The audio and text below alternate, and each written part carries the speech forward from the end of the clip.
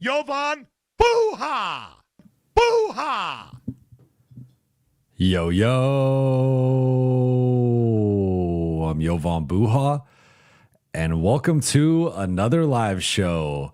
What a game, what a finish. Absolute insanity and absurdity to close out that game.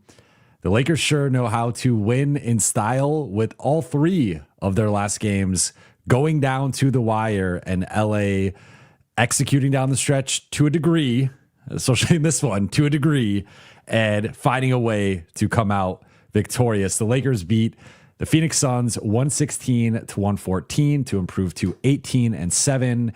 They jump back up to number 4 in the West. They're technically tied with the number 5 San Antonio Spurs, but the Lakers have the tiebreaker due to being the Pacific Division leaders right now. And we got a lot to touch on with this game. Just an absolutely unserious ending to this game. But again, if you guys are still breathing after this one, I commend you.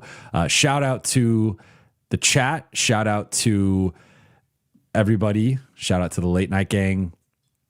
Appreciate you guys. So let's get into the game. LA improves to 18-7 and number 4 in the West.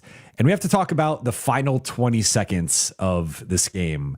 So the Lakers, well, let's actually jump backwards. If we go to the 8:40 mark of the fourth quarter, Jake LaRavia dunks the ball in transition, and the Lakers go up by 20, 99-79, with again, 8 minutes and 40 seconds left in this game. Over the next 8.5 minutes, and really 7.5 minutes, because neither team scored for almost a minute after that, the Lakers were outscored 35-14 over the next 7.5 minutes to trail, to find themselves blowing a 20-point lead in the fourth quarter and down by 1 with 12 seconds left in this game after an insane sequence that resulted in Dillon Brooks hitting the go-ahead three-pointer at that moment. But over the final 20 seconds, you have LA is up by 2, and Marcus Smart, we've talked about it. Let's go back to the offseason for a second. When the Lakers signed Marcus Smart, and I talked about the signing, and I did my film breakdown on Marcus Smart, I said, this is a guy that Laker fans are going to fall in love with for his defense, for his energy, for his tenacity, but he's also going to drive them crazy with his shot selection and his turnovers. And you saw the ultimate Marcus Smart experience tonight, including an egregious turnover. Remember that one, passing it back to Vando early in the fourth, where he had an uncontested layup and he wanted to be fancy with it, tries a behind the back pass to Vando on a 2-on-1, gets that intercepted. Then with LA needing to waste some time and get a good look, but run the clock out a little bit at this point, he decides to try Ryan Dunn at the rim and gets swatted emphatically by Ryan Dunn. This leads to a transition opportunity for the Suns, who now under 20 seconds left are down 2. Devin Booker takes, in my opinion, a bit of a questionable 3. It was not the most like in rhythm, feet set, just kind of rushed it, trying to get a quick shot up to see if maybe they had to foul or could get an offensive rebound, which they did. They tap it out to Dillon Brooks, who's set at the line, nails the 3. There's some sort of collision with Brooks and LeBron, who have not only been getting into it all night, but for years. But this was probably as mad as I can remember LeBron being with Dillon Brooks in a couple of their skirmishes tonight. But I think LeBron kind of like grazes him on the way back. I think it was, I would assume, unintentional, but maybe it was slightly intentional. And if it was a really smart play by LeBron, because that activated Brooks charging after him and following him down the floor and then chest bumping him and getting a technical foul. Brooks gets the technical. So Phoenix is up by 1 with 12 seconds left. All they have to do is get a stop. The Lakers have a timeout, but one stop and the Suns win, or likely win. right? Because then the Lakers probably foul, and it depends how much time's left, etc. But theoretically, Suns get a stop, they win. LeBron ends up shooting the technical free throw for some reason. JJ said after the game it was a miscommunication and that Luka should have shot it. And LeBron misses it. And LeBron has been struggling from the free throw line this season for his career. He's often been a low to mid 70s free throw shooter. This season, he's at 61%, which is a career low for LeBron. So he misses that one. Lakers still have the ball, though. They get to advance it because they called the timeout, 12 seconds left. And the Suns play pretty good defense. And Luka goes to take the step back, jumps up, and realizes he's probably going to miss it based on the contest, and throws a jump pass to LeBron, who then, I believe, takes a dribble, if I'm not mistaken, to try to create some separation against Devin Booker.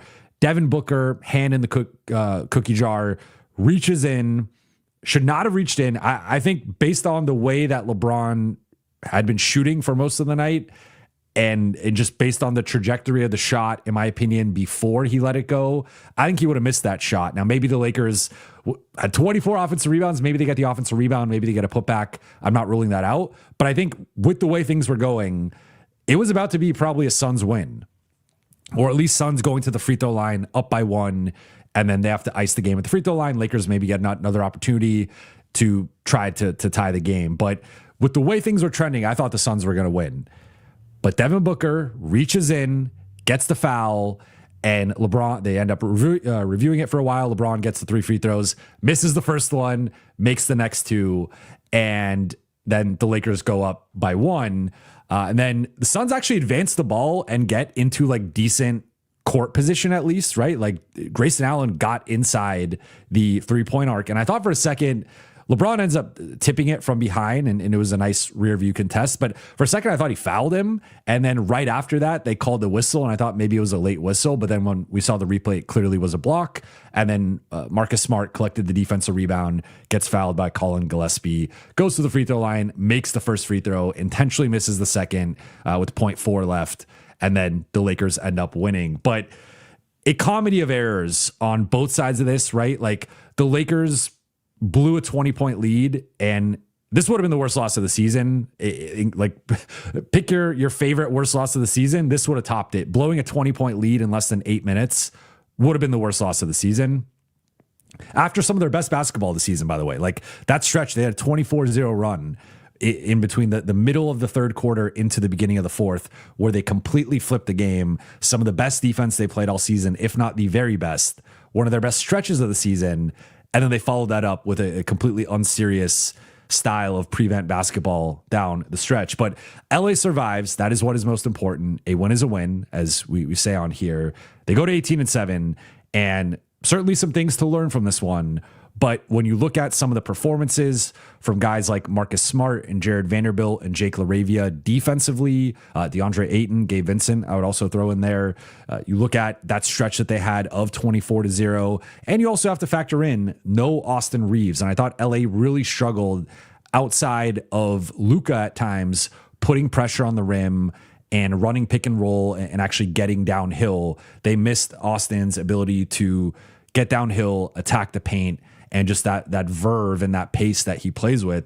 So all things considered, a solid to good win for LA, but certainly an absolutely wild finish where so many swings where it looked like they were going to win, then they were going to lose, then they were going to win, then they were going to lose, and they finally won. That's before we even get into any of the big picture stuff here, which we're about to now. Buha's big picture, I'm going to take a step back and look at this stretch that the Lakers have had here, right? Because we talked about it a week and a half ago or so, that during LA's 7-game win streak, 6 of the 7 teams were below 500, and the lone team that was above 500 was the Bucks, which to me is still arguably LA's best win of the season in that conversation. But you know, the Bucks quickly fell below 500. So technically, with the way that the 500 record works, that actually counts as a win against a below 500 team. in my opinion, a little stupid how they calculate that. It should be at the time you're playing them, whether they're above 500 or not retroactively. That's why you've seen LA's record against, like LA's record, they beat Portland earlier in the season. At the time, that was a win against a above 500 team. Now that counts as a win against a below 500 team. So that whole process is dumb to me. But taking a step back, looking at the past 6 games, the Lakers went 3-3 over the stretch, and they had 3 crunch time wins against the Raptors, the Sixers, and the Suns in dramatic fashion, right? You have the Rui game-winning three-pointer with LeBron passing up his chance to extend his historic streak. You have the Philly game with LeBron taking over, scoring 10 straight at one point to ice the game. And then you also have tonight's shenanigans, what we'll call it, down the stretch. So 3, like LA is now 9-0 in crunch time. They continue to win these close games and show a level of mental fortitude and resolve and an ability to out-execute their opponent by any means necessary when necessary. However, they also had 3 blowout losses, and in my opinion, 3 of their more concerning losses of the season. We've already discussed the Suns and Spurs losses, so I don't want to belabor those. The Celtics one, of course, no Luka, no LeBron, but more so just the spirit and the 3-point defense in that one. Like, I'm not even looking at the offensive end necessarily, but just in theory, like they were playing some of their better defensive players and they got absolutely lit up in that game. So I think at this point in the season, LA's in a great spot in terms of being 18-7, banking a lot of nice wins and dominating below 500 teams. But obviously it's been more of a mixed bag against above 500 teams. And now by the process of this questionable process in terms of how they are tracking the verse 500 and above versus verse below 500 and below, the Lakers are now 11-2 against teams under 500 and 7-5 against teams above 500. So that 7-5 record, for some reference here, OKC 6-1, Denver 7-1, Houston 6-4, which is similar to the Lakers, and then San Antonio's 8-5, a little bit better than the Lakers. So they're in that like Houston, San Antonio zone, a little bit behind those teams, but similar overall. And then both of the other teams are 10-2 against below 500 teams. Lakers, obviously, as I said, 11-2. So they are right there in that class right now. OKC and Denver are at a slightly different class, at least in terms of the 500 and above, with both having only 1 loss. And of course, OKC is just in their own class entirely, despite just losing to San Antonio. But I just wanted to take stock of like this stretch from LA and the dichotomy of this team right now, right? Because if they are playing a below 500 team or they are just in a close game, there's a lot of confidence right now. I think when they're playing an above 500 team, it's a little bit of more of a matchup based situation, right? Like when they're playing a team with questionable defense or that's maybe a little bit slower and not as physically imposing, the Lakers have fared well. When they're playing some of these faster, more athletic teams that can pressure them and can also shoot a lot of threes and win the margin game, that's when LA has struggled. And even tonight, like again, they had that 24-0 stretch, but Phoenix scored 35 points in 7 minutes against them. And a big part of that was LA's offensive approach, but it was also their defense and their ability to let go of the rope. So I think 3-3 over this stretch against above 500 teams, considering who's been out, it feels about right. Like you'd rather go 4-2 or 5-1, of course, but I think this continues to just be like the Lakers have been a little up and down lately. And it was nice to see a lot of the defense tonight. Like this was far more of a defensive performance than an offensive performance. The offense was rather clunky with shot selection, with turnovers, with just missing free throws. It was pretty rough at times, but they won this game, in my opinion, on the defensive end, and that's encouraging, especially with how they've been defending lately. Over the past 10 games, bottom 4 defense. Over the past 8 games, bottom 3 defense. So tonight will help swing that more positively. But overall, over the last like 2.5, 3 weeks, the Lakers have been a bottom 5 defense. And that is something they need to address. And I thought they addressed it tonight, which we will get into once we get into more game specific observations. But I just wanted to hit on this stretch. Like, now this stretch is over. They're on a 4-game road trip technically, but it's a really weird trip because they're going back to LA. After this, they don't play again until Thursday. They play at Utah. They should win that game. Then they come back, play the Clippers at Intuit Dome on Saturday. Then they have a little bit of a break until playing the Suns, I believe, on Tuesday in Phoenix again. So a little bit of an easier stretch here going into the Christmas game on Thursday. That'll be against Houston, which will, of course, be a measuring stick game. But Lakers, like, certainly some room for improvement, but they continue to rack up wins, I think, as they're still finding themselves. And I think that's a big thing here. Of there were some positives with, I think, Marcus starting and playing more, with the performances we saw from Vando and Jake and Gabe and Jackson, and that bench-led spark. They were dominated in the first half in terms of bench scoring, and they completely flipped that in the second half. And in my opinion, just like a complete night and day switch from LA's bench, going from being pretty quiet and I think unimpactful for the most part, outside of a little bit from Jackson, into like dominating this game and completely flipping it. So right now, LA is up and down, but if you're 18-7 and you're fourth in the West and you're still figuring yourself out, you're still figuring out the optimal lineups, rotations, still making some schematic tweaks, I think you take that, right? You want to win as you learn on the fly. You don't want to lose as you learn on the fly.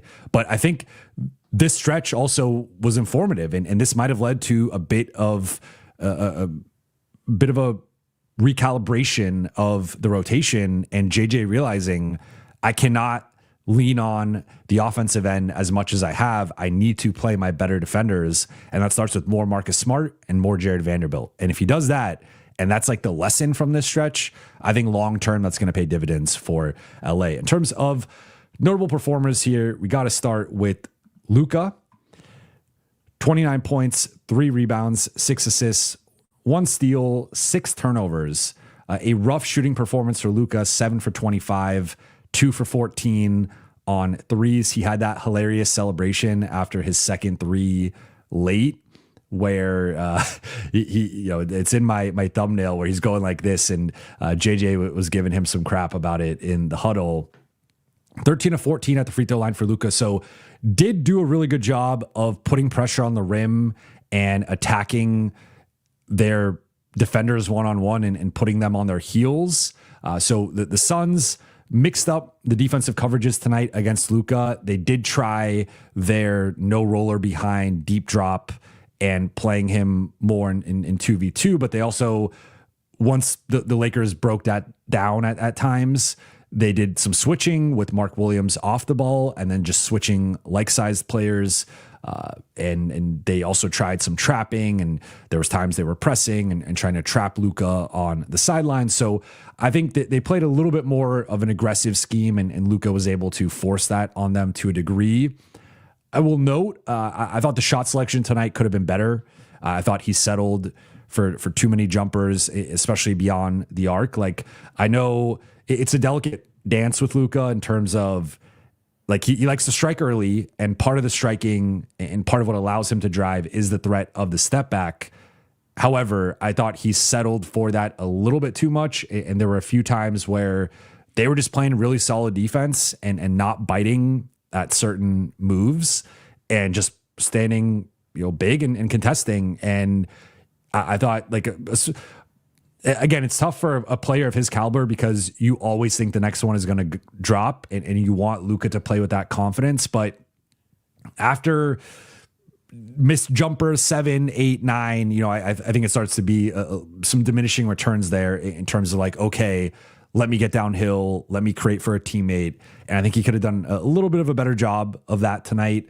But I mean, again, getting downhill as much as he did in terms of getting to the free throw line, I thought that was a positive. And if we take away the 3-point line, he was 5 for 11 inside the arc. So that's lower than his typical standards. And he missed some looks that he typically makes, but I thought he was a little too jump shot reliant at times. Then you factor in the turnovers at 6. He had just as many turnovers as assists, which is rare for Luka. I thought it was overall a bit of an off night offensively. And again, I think just could have tilted it a little bit more toward the playmaking Luka versus the trying to force himself back into a rhythm Luka. However, I will note, I thought he had some pretty good defensive stretches and some bad, I would say some bad defensive stretches early, but I thought, especially during that third quarter run and even, some of the parts of the fourth quarter, I thought he was like they were trying to target him at times. He was switching and holding his own or, shading guys to certain spots. So, certainly not his best game. And I would honestly say probably one of his worst games this season, all things considered, but Lakers found a way to get it done. LeBron James. Oh man, this was 26 points, 3 rebounds, 4 assists, 2 steals, 2 blocks, 8 turnovers, including 5 in the first quarter. 8 for 17 shooting, which was bolstered late. He had a really slow shooting start. 1 for 5 on threes, 9 for 14 at the free throw line, including missing 2 late that could have changed the level of anxiety for Laker fans. With LeBron, I thought he progressively played better throughout the course of the game. Offensively, I think he didn't take as many threes as Luka, but I didn't love most of his 3-point attempts. And he's a guy right now whose jumper is just not really falling. And I've liked it more when the Lakers get him in the post or get him closer to the rim. So for some perspective, he was 7 for 12 inside the arc, 1 for 5 outside the arc, right? So right now the jumper is just not falling for LeBron, especially beyond the arc. And I don't mind it. If it's a catch and shoot or like a pick and pop situation, I think he should take it every single time. But I want to say off the top of my head, at least 3 of these were like off the dribble threes, including honestly the final 3. I did not love that attempt. And like a little bit before, he had just gotten downhill, right? And they thought he was going to take the 3. That was like with 40 seconds left. He gets downhill, gets the layup. I thought that could have been a moment for that. And, he did draw the foul and knock down the 2 free throws to ice it. But I thought that could have been better. And then, 8 turnovers is just too many. And he continues to struggle with ball security in terms of almost having like butterfingers, which is just really odd for LeBron.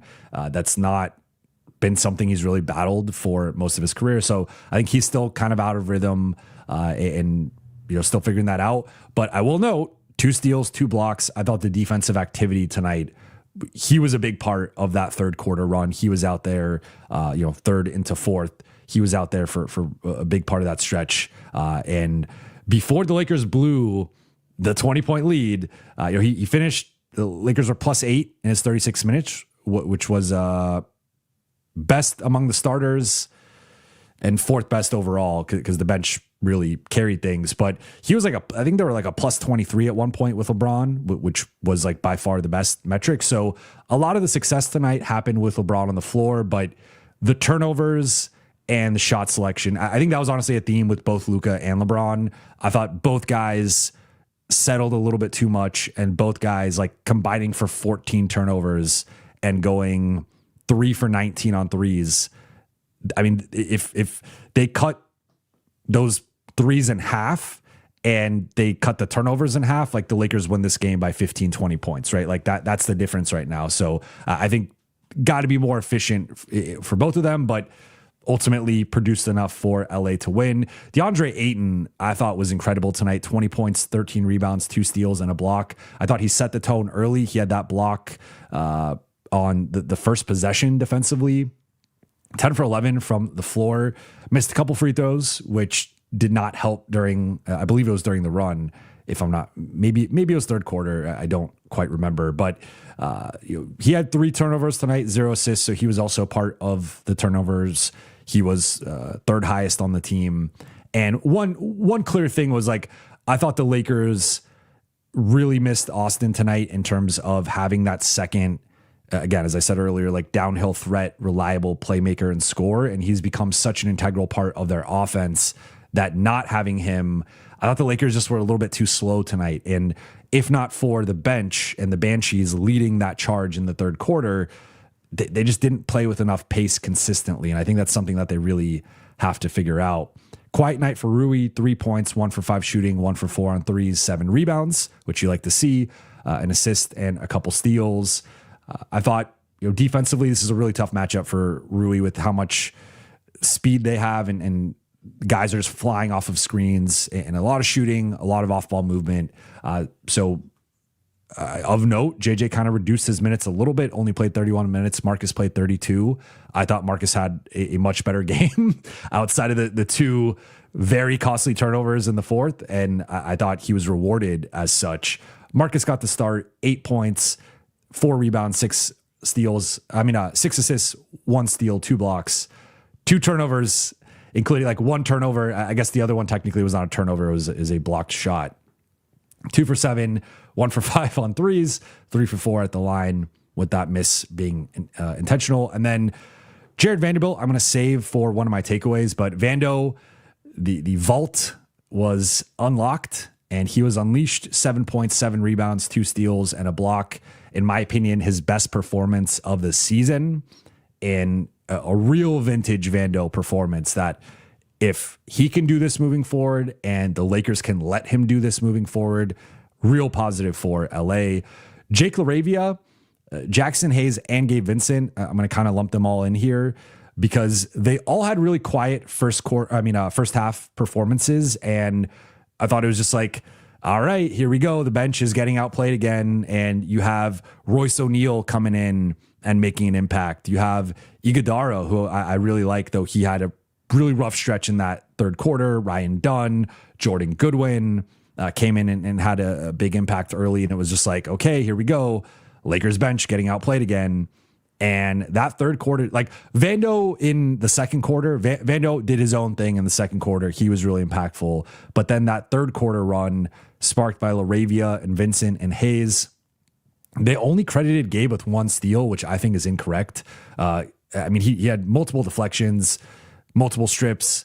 So I think Gabe had at least 2 or 3 steals in this one. Sometimes a guy taps it loose and they give it to the person who corrals it for whatever reason. But Gabe, I thought he hit that 3 late in the third, which that's kind of becoming his specialty, is like not hitting many shots and then hitting a big random shot to close a quarter. But I thought his defense tonight, especially during that stretch, Jake was out there clubbing dudes, and I love to see that. Like Jake was being a banshee, pressuring, sneaking behind guys like Jose Alvarado, just smacking the ball loose, and like you want to see more of that aggression from him. Also had 8 rebounds, 3 offensive. And then Jackson, 12 and 9, nearly had a double-double in 18 minutes.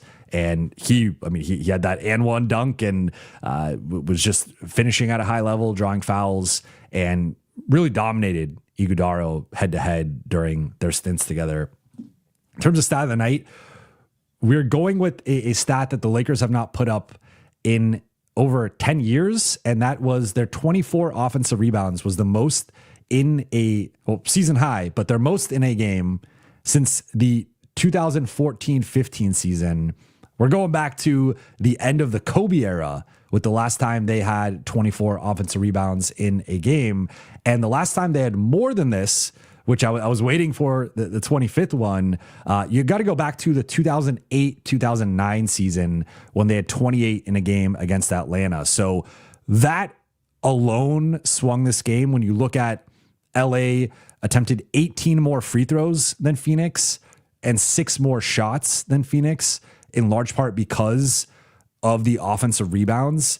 Like that, I think the defensive performance, but also the offensive rebounds, they really took advantage of Phoenix's lack of size, and LA having a size advantage outside of the center spot, having a size advantage often 1 through 4 across the board, especially when they're going with like, Gillespie and sometimes Brooks or Allen at the 4, even Royce O'Neal at the 4.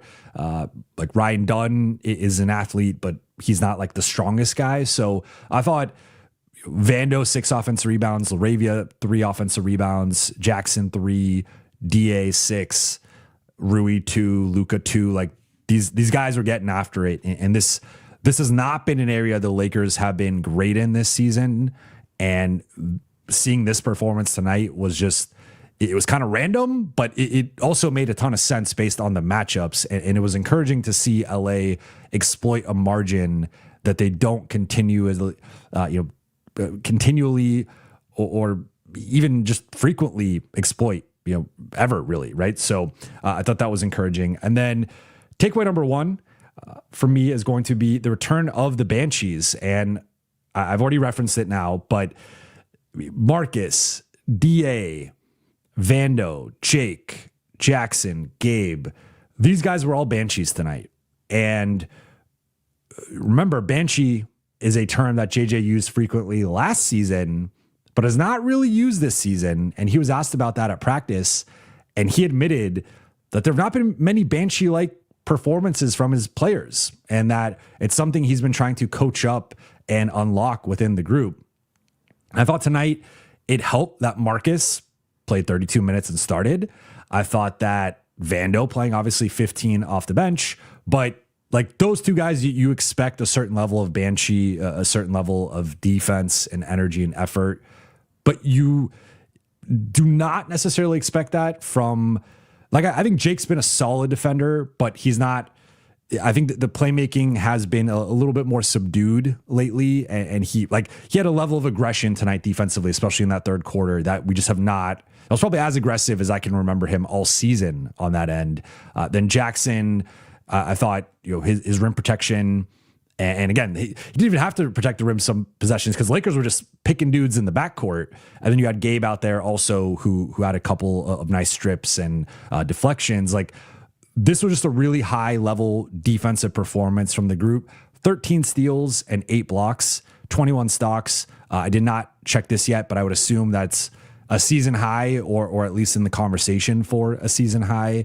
And I think this is the path forward for LA, is playing with this level of effort and urgency.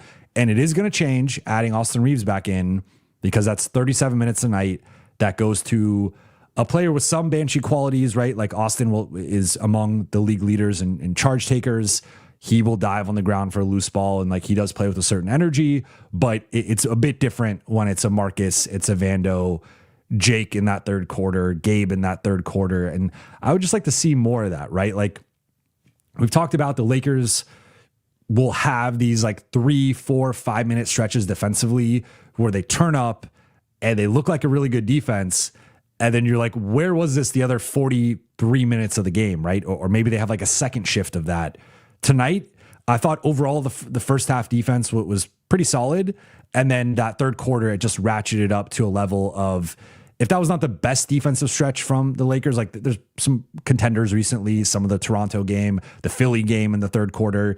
I would even argue this was probably better than the Philly game, just based on Phoenix didn't score from 5:28 in the third quarter until I believe 9:23 of the fourth quarter. So they held them scoreless for nearly 8 minutes, and they scored 24 points over that stretch, largely fueled by their defense. So I think that was probably their best defensive stretch of the season, or at least top 2, top 3. And that is something that, again, like, they're not going to be a lockdown defense. They're not going to be a top 10 defense. They don't have the personnel. They don't have the athleticism. But if they can have more stretch, if they could turn those 1 to 2 stretches a game into 3 to 4 stretches a game, or tonight kind of extend the stretch, instead of being like a 4-minute stretch, it's an 8-minute, a 9-minute, a 10-minute stretch. They could do a little bit more of that. That will then shift them closer to being a league average or slightly above league average defense, which I think is like the sweet spot for this group as currently constructed. To get into the top 10, I think to truly get into contender level defense, they're going to have to make a move. I don't think they can do that as currently constructed, but you want to still nudge up into top 15, top 12, somewhere in that area. And I thought tonight was a step in that direction. Takeaway number 2, buried a bit of the lead here. I was going to lead with this dude until they had this fourth quarter collapse, because then I felt like I had to talk about a lot of the madness. But takeaway number 2 is Vando's vault is reopened. And, it was a tough watch in terms of Vando at practice. I'm sure some of you saw his practice availability, but he spoke for 2.5 minutes, and you could tell there was a level of frustration, a level of being dejected. And even I thought the part that sort of flew under the radar is, oftentimes when a player is benched or has the role reduced, the talking point from the coaching staff or from the coach directly will often be, well, I've communicated this with the player and we're on the same page, and like he's being professional, he's accepting it, right? You have the outliers, like sometimes the younger, the Kuminga situation in Golden State right now is a mess, and that's one of the outliers. But for the most part, the guy will publicly keep in line, and the messaging will be like the coach had some conversation with him and the guy's buying in, right? I thought Vando, to be clear, Vando's been a great soldier throughout this whole process, and he's not real. Like, I think, people have taken some shots of him on the bench, like in terms of like camera shots or stills or whatever, and he looks maybe a little sad, but like for the most part, he's been a great teammate. The guys in the locker room love him, and I think he's been overall in pretty good spirits despite the situation. But he did say when he was asked about the communication with JJ, it's been here and there. And like the implication was, we've not, like, I don't really know why I'm being benched right now. We have not really had a concrete conversation about this, or at least that's the way I interpreted it.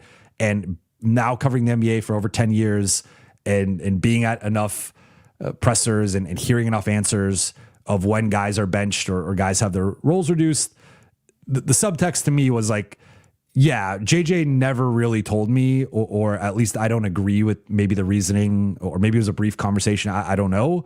But there's a little bit of frustration that you could tell from Vando based on his response to that question specifically. And despite that, despite the 8 straight DNP CDs, despite only getting the 4 minutes in Philly and not playing since then, tonight he swung this game, and he swung this game early, and the game was teetering a bit. Remember, the Suns were up by 5, could have been up by a little bit, 7, 8, if not for a couple things that went against them late in the first. And they had some real momentum. And after LA had a really nice start to the game, Phoenix went on that run, and it was looking like the Suns were starting to potentially pull away. But Vando comes in and immediately gets that offensive rebound putback. Again, finished with 6 offensive rebounds. And he just was everywhere tonight. And I want to be clear, and I'm sure I'll get some questions about Vando, and you guys can disagree with me if you want. My perspective on this was, I thought that second quarter shift was Vando's best shift of the season, and I thought this was his best game of the season.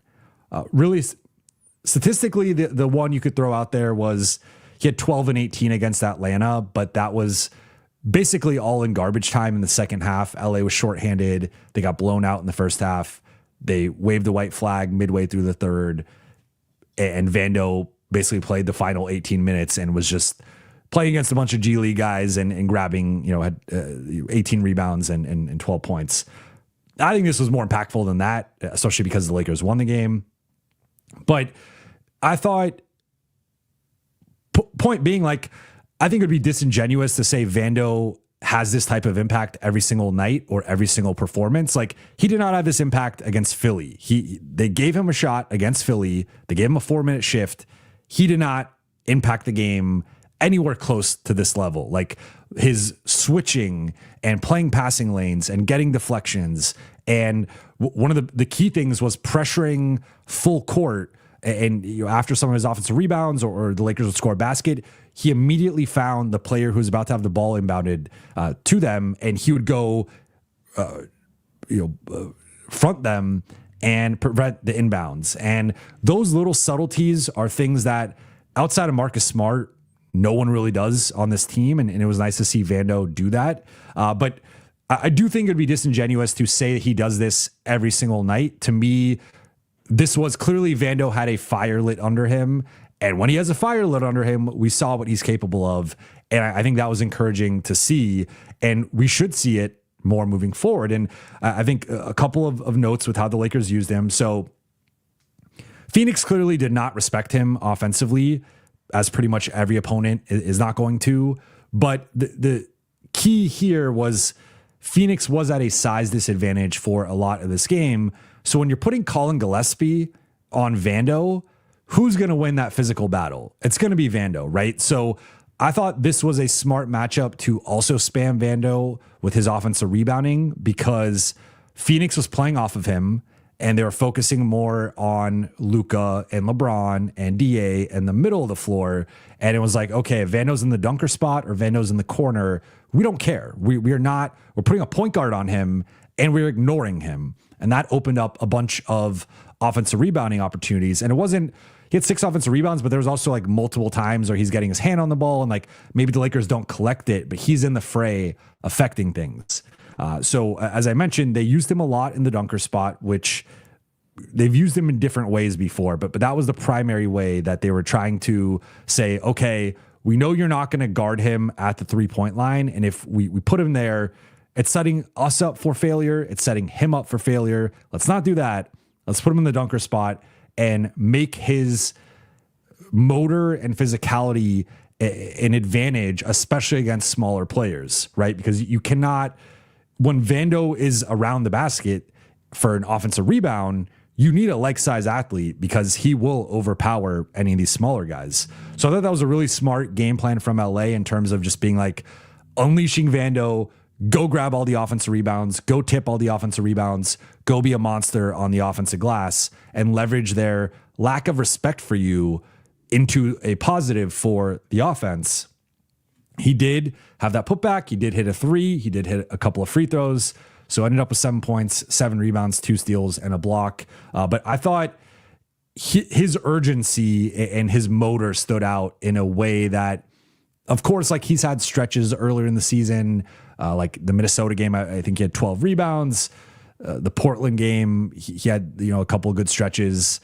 But in terms of like against a real opponent and I think a sustainable role moving forward and just a sustained stretch, or I think a couple of sustained stretches from him, this to me was like his best game of the season and one of the best Vando performances, I think, going on a couple seasons here, if we're being completely honest. I think you probably got to go back to the 23-24 season for, like, in my opinion, this type of just all-out impact from Vando on both sides of the ball. So I think there's a real question of, can he do this again? Can he sustain this? But I think he has earned the opportunity to prove that and to prove he can continue to do this. Now, I did note with Austin out, that's 37 minutes out of the rotation. It was a little bit more Marcus and a bit more Jake, and certainly a big Vando added to the rotation. I do think adding in Austin, like JJ has preferred to go with 9 guys, so I don't know if he keeps that at 10. I think he probably should, but we'll see how he does that. Also worth noting, he played with DeAndre in the first shift and Jackson in the second shift. The Jackson Vando minutes have been rough this season, and JJ has spoken to that and wanting to split those guys up. So I thought it was interesting that he first played him with DA. They had success, and then he kind of went to the Jackson group, which still had success because they ended up stretching the lead out before they collapsed, which was not due to them. But just interesting seeing like kind of the success he had with both centers and him not playing center, right? Because I thought his best stretches of the season prior had been small ball 5, but now he was able to succeed next to DA and Jackson. I will acknowledge, I thought it was a bit like, I'll say this. I think if this is like Houston, I don't think this looks the same because there were clunky possessions and there were times he got the offensive rebound, but there were also times where his defender was parked in the paint and just did not care about him. And it was stymieing drives and stymieing rolls, and the Lakers weren't getting the same level of shot. So I do think there's there's certainly some downside here to playing Vando in terms of it does muck up the spacing. It does make the offense run a certain way, but he was incredible tonight. I do not want to undersell that. I don't want to diminish that. He was incredible. And I think he deserves a spot in the rotation moving forward. I think even looking at tonight, he played 15 minutes, which was the fewest in the 9-man rotation.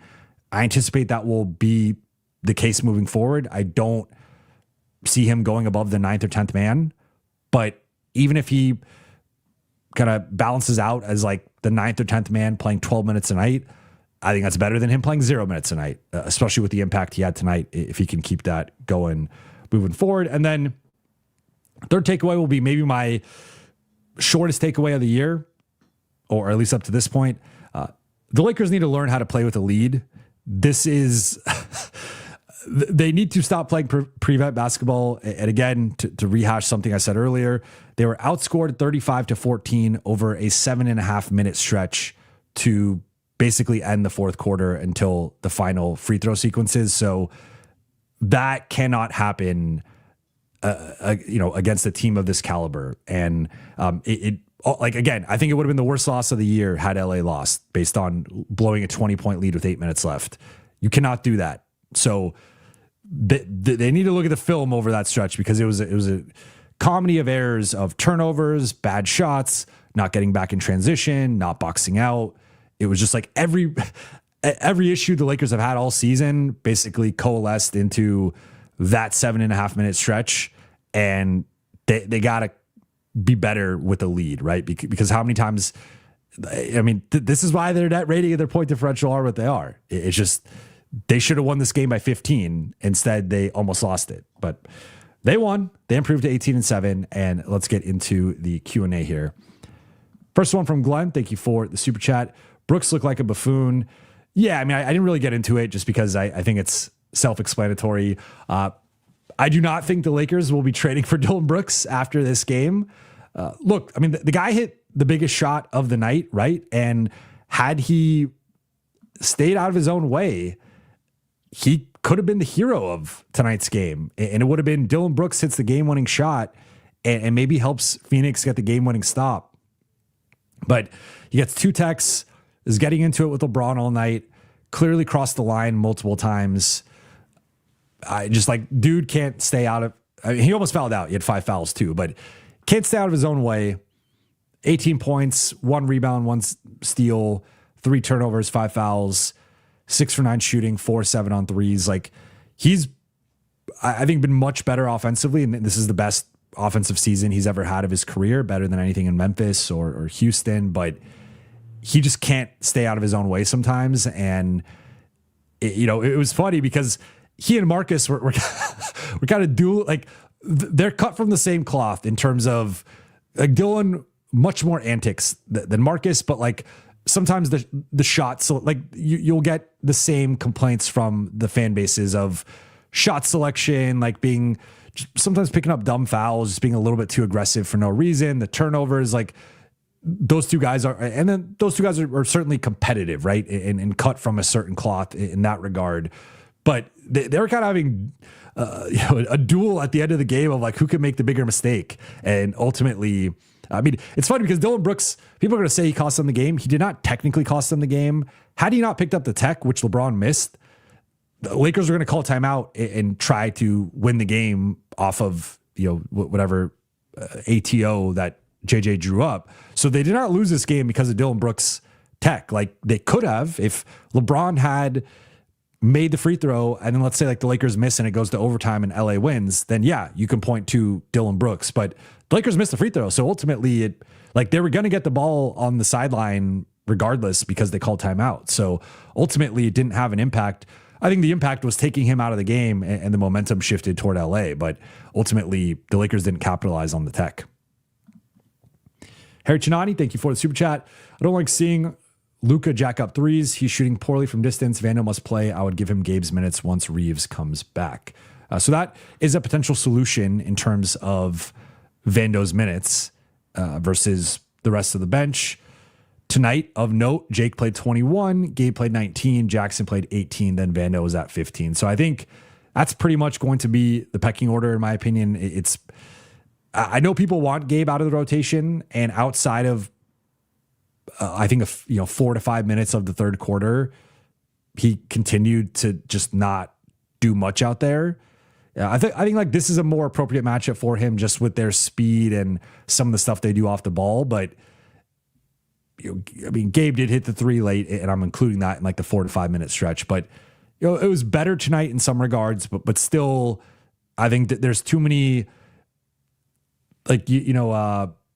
Bill Simmons has the thing where he talks about you often talk about this with Andrew Wiggins, where it's just the guy will be out there for 8 minutes and you don't really notice it, and sometimes that's how Gabe is, where he's out there 6 minutes, 7 minutes, 8 minutes. You don't notice him, or you notice him because he's open for a corner three and it sails over the rim, or he gets picked on in isolation and gives up an and one or something. And then you notice him for the wrong reasons. But in general, he's just kind of out there for 5-6 minutes and not like the numbers have been good in terms of on off and plus minus, but I think the defense has been solid, but probably not solid enough to offset the lack of production, as I've said before. And with Luka, I mean, I talked about it, the shot selection could have been better, should have been better. I think he has been a little too 3-point happy lately as the shot hasn't been falling.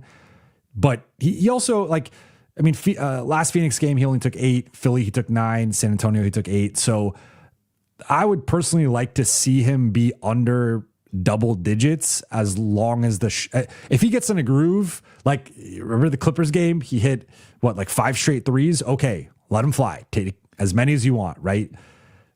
When he's not in that type of groove, again, I think it's a balancing act. You want to keep the defense honest. If he's not a threat from there, or he's not a threat to at least attempt it, that changes the way they guard him. But to your point, he's had a really rough start to the season in terms of his overall 3-point shooting. And going into tonight, 34%, which is down from 37 last year. He was 38 the year before, more in line with the 2022-23 season. I think it'll bounce back, right? It was in the high 20s, low 30s a bit ago. It's progressively getting better, but certainly been up and down. And I think on the down nights, again, tonight, 2 for 14, but there's been Utah 2 for 10, the other Utah game 3 for 12, even the New Orleans game 4 for 12, Philly 2 for 9. I just think these are two inefficient performances from 3 from him, but it's really hard to nitpick when he's putting up the numbers he's putting up, and they're often winning those games. Encombe Hoodie, thank you for the super chat. This shows exactly why Smart is no longer a starter on a contending team. He makes horrible decisions at bad times consistently. And why did JJ's sit Vando so long? I'm convinced JJ is in love with Gabe. A lot to chew on there. I cannot defend the 2 Marcus plays in transition, the turnover and the blocked layup. I will note that I thought he made a real impact in both the first and third quarter with his defense and specifically with the starting group. One of the things we consistently talk about is when you look at LeBron, Rui, and Luka, those are not 3 high motor guys. LeBron can be a high motor guy for stretches, and I thought there were stretches tonight he was, but in general, Luka starts games often trying to feel it out, right? And he has his approach. Rui is not a high motor player. DA's motor can fluctuate. Tonight, it was very high motor, and I thought he was awesome. But Marcus is a guy who brings a certain level of energy, and I thought that had a contagious effect with the starting group. But to your point, he does make some horrible decisions, and if it was not the turnover or it was not the layup attempt that got blocked, it's an off the dribble 3. And, I think at this point he is who he is. So I don't think that's going to change. He's taken those shots in the Eastern Conference Finals, looking off Tatum and Brown. I've talked about that before. Was just in Boston, was talking to Boston people about him. Same thing. That's just part of his game. I think overall he was a net positive tonight, but he didn't nearly cost the Lakers the game. So you got to live with some margin for error with him, but you would like to rein that in and hopefully for as wild as he can be, he is very coachable and level-headed. And I think he is someone that if JJ can show him when you're in a 2-on-1 fast break and you have a layup, you take the layup, you do not get fancy. And when we are trying to dribble the clock out to get the last shot or to get a late shot, do not attack the rim and get packed. When you're not an above the rim finisher, you're not even a high level finisher like that. I would honestly rather him taking a floater or even taking a pull up 3 than that shot, because he tried to test a player 10 years younger than him, who's an all defense caliber player who just swatted him rather easily. That was a bad decision. And then the other two, why did he sit? So he started Vando. He played him in specific groups, beginning of second, beginning of fourth, and he played two long shifts. I believe it was 2 8-minute shifts, if I'm not mistaken. And then JJ is a fan of Gabe. I'm not going to agree with the last part there, but he is a fan of him. Easy peasy.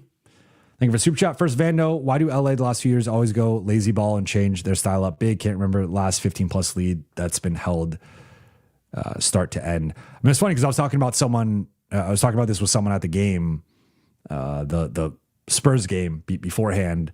And I was talking about, this is a Lakers person. I was like, how concerned are you with the net rating and the point differential? And like, you guys are right there with Denver and Houston, but they're like blowing teams out left and right, and you guys are incapable of beating a team by like 15. Every game has to go down to the wire, or you guys get blown out, right?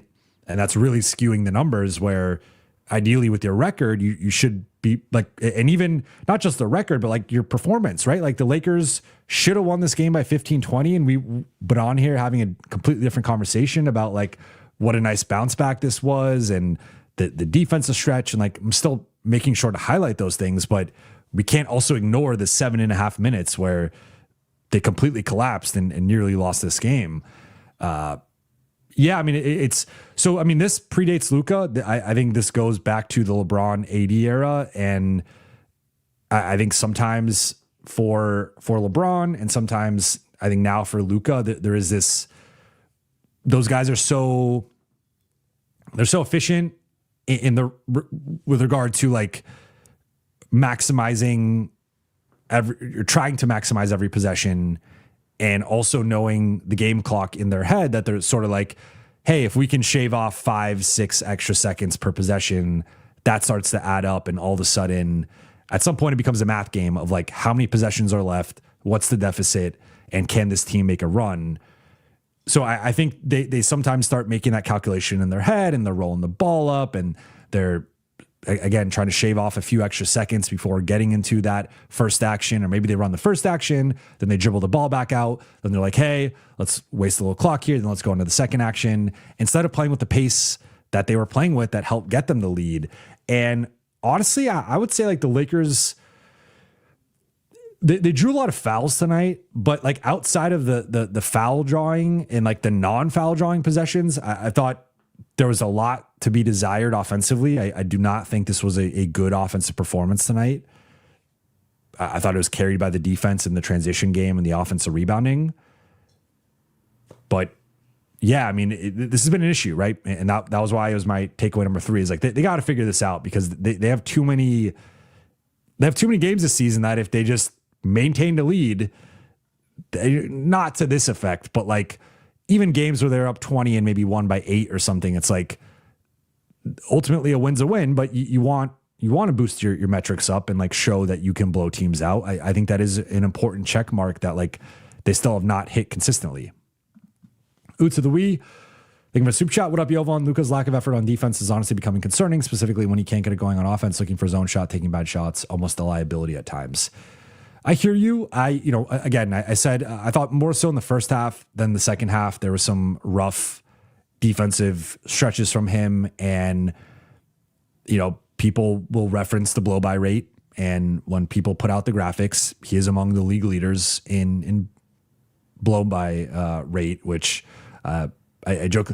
I feel like I had never heard of that until the 2024 finals, and it felt like a very Luka specific stat where people were just trying to talk about him getting blown by. But now that is a stat, like he can be blown by, and certainly that, like, I think he's held up better in isolation than previous seasons, and off the ball he can be awesome with the playmaking, the steals, and just knowing what an offense is trying to do and being in certain spots. But certainly when the Lakers are in the blender, when they are rotating, or even when they're soft switching, that if a player has, especially a quick player, has a little bit, quick or athletic player has a little bit of a ramp up against him, he can be blown by, and that is a real issue. And like, I forgot if it was Grayson.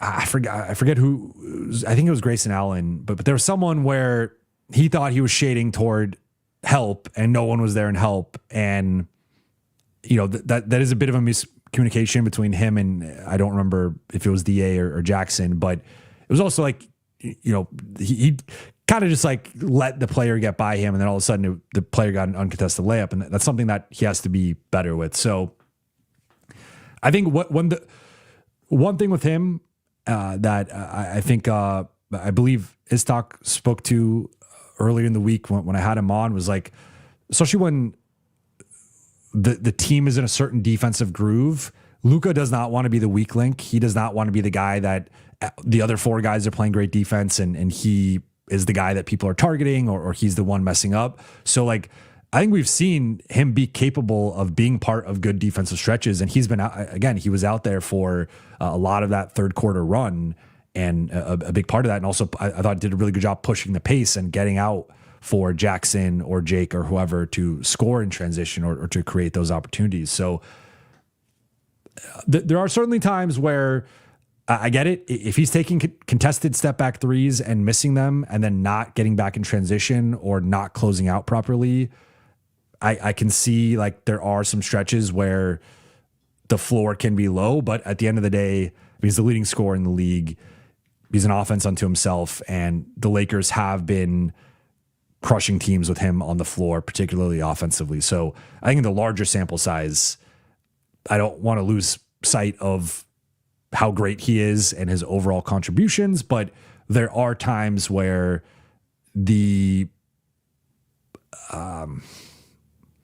inefficiency can be a little too high that you like the turnovers and the shot selection. And then if that compounds with the defense, then that's when it becomes problematic. But I think it's more so for like stretches of a game. He rarely has like, I think this is a real difference between him and Austin. Like, of course, Luka's better, but Luka's floor is still like tonight at 29.7 for 25 shooting because he gets to the free throw line 14 times and gets downhill and draws fouls at such a high rate where I think Austin's floor is clearly lower based on some of his recent performances against athletic teams. So Luka needs to be better in some of these matchups. And I thought that the previous Suns game was one of his worst games of the season.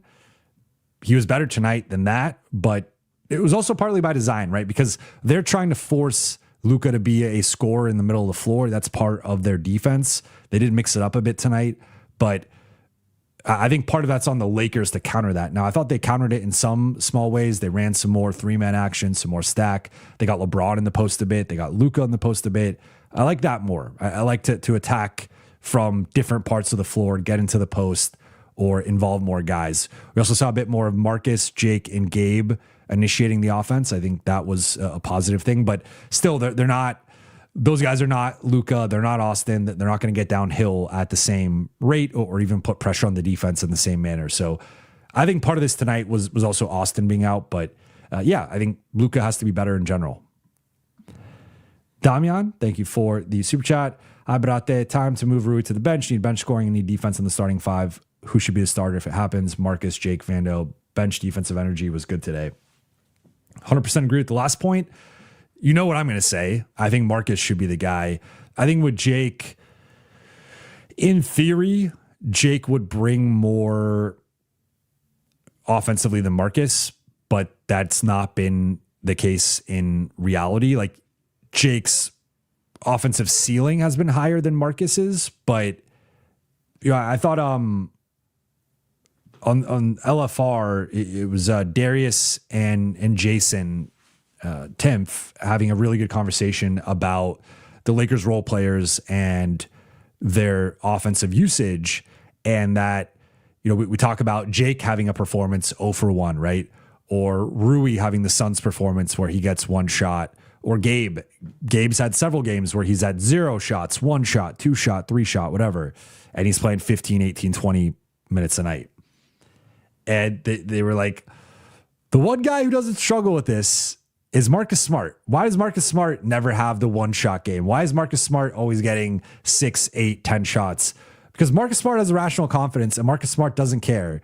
And Marcus Smart is letting it fly, right? And I think certainly the role players, like the Lakers have a concentrated offense with Luka, Austin, and LeBron. The ball is going to flow through those guys. The playmaking is going to flow from those guys. And I've talked about Rui being the bellwether offensively, but there's also an element of being aggressive and assertive and looking for your own number. And I think multiple bench players could be better in that regard. Like you want to play within your game and your shot selection. That's where like sometimes Marcus could certainly overstep that, as we saw tonight and as we've seen. I think Gabe can overstep that as well. Gabe could get a little too shot happy and like a little bit too much taking a contested 3 with 19 on the shot clock. Like you got to be smart with it, but you also need to have like, you could go the other way where Jake is passing up open. I mean, the one play against the Spurs, right? I believe it was the Spurs. Maybe it was the Suns. I forget which game, but where he has an open 3, decides to try and drive it instead of just taking the shot, then throws a jump pass behind him, which gets stolen and gets out in transition. And it's like, dude, just take the 3. You're open. You shot 42% on threes last year. Take the shot. So I say all this to say, I still think in terms of who's most likely to start, I would put it Marcus, Jake, Vando in the exact order you had. I do not think, for as great as Vando was today, I think we have a sample size with JJ of he views Vando as like a 9th or 10th man.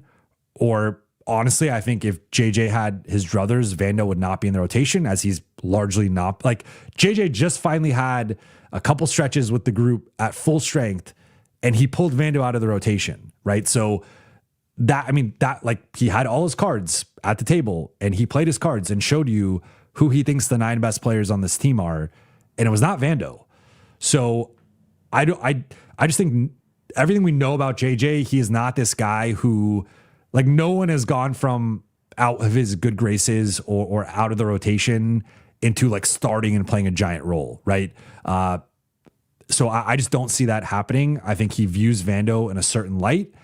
I think Vando with more performances like this can push his role into a more consistent one and a larger one. But I don't think Vando is jumping Jake. I don't think he's jumping Marcus. And I don't think he's jumping Gabe. I could be completely wrong. And maybe he does. And maybe he plays his way into that role. But there have been times he's outplayed them, right? And there's been times those guys just not playing well for stretches, which I think has been the case lately. And they did not view Vando as the answer, right? It was, earlier in the season it was Dalton, or more recently it's been Adu, or a little bit before that it was Maxey, right? So they've gone through different players for that like 10th man role. I think now it should clearly be Vando. He has a higher ceiling than any of those guys, but we'll see. Now, I do think the Austin component here is going to be interesting because I think if Austin's available tonight, I'm not sure if Vando plays, or I'm not sure if he plays more than like 6-8 minutes. So that's going to be like, because he got the opportunity, because he did so well, I do think he kicked that door open to a degree, but I think JJ's history shows us that he does not change his mind easily. That he can be dogmatic with just his basketball beliefs. And I think that's something that, if he does, like, look, he can prove me wrong and he could play Vando over some of those guys and like maybe Vando starts. I just think based on everything we've seen from JJ over the past year and a half, that's not how JJ coaches. But yes, I agree. Move Rui to the bench.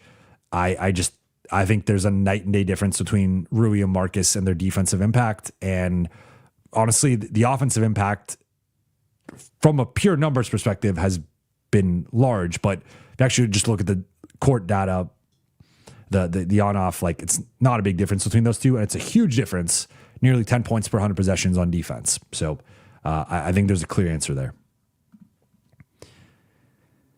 Vincent Adams, thank you for the super chat. Spot on. JJ got smacked in the face with philosophy. Yeah. Tonight I think it was clearly a win for the people who have been clamoring for Vando to play more. I've been somewhere in the middle. Like I have been pushing for Vando or Adu to play more.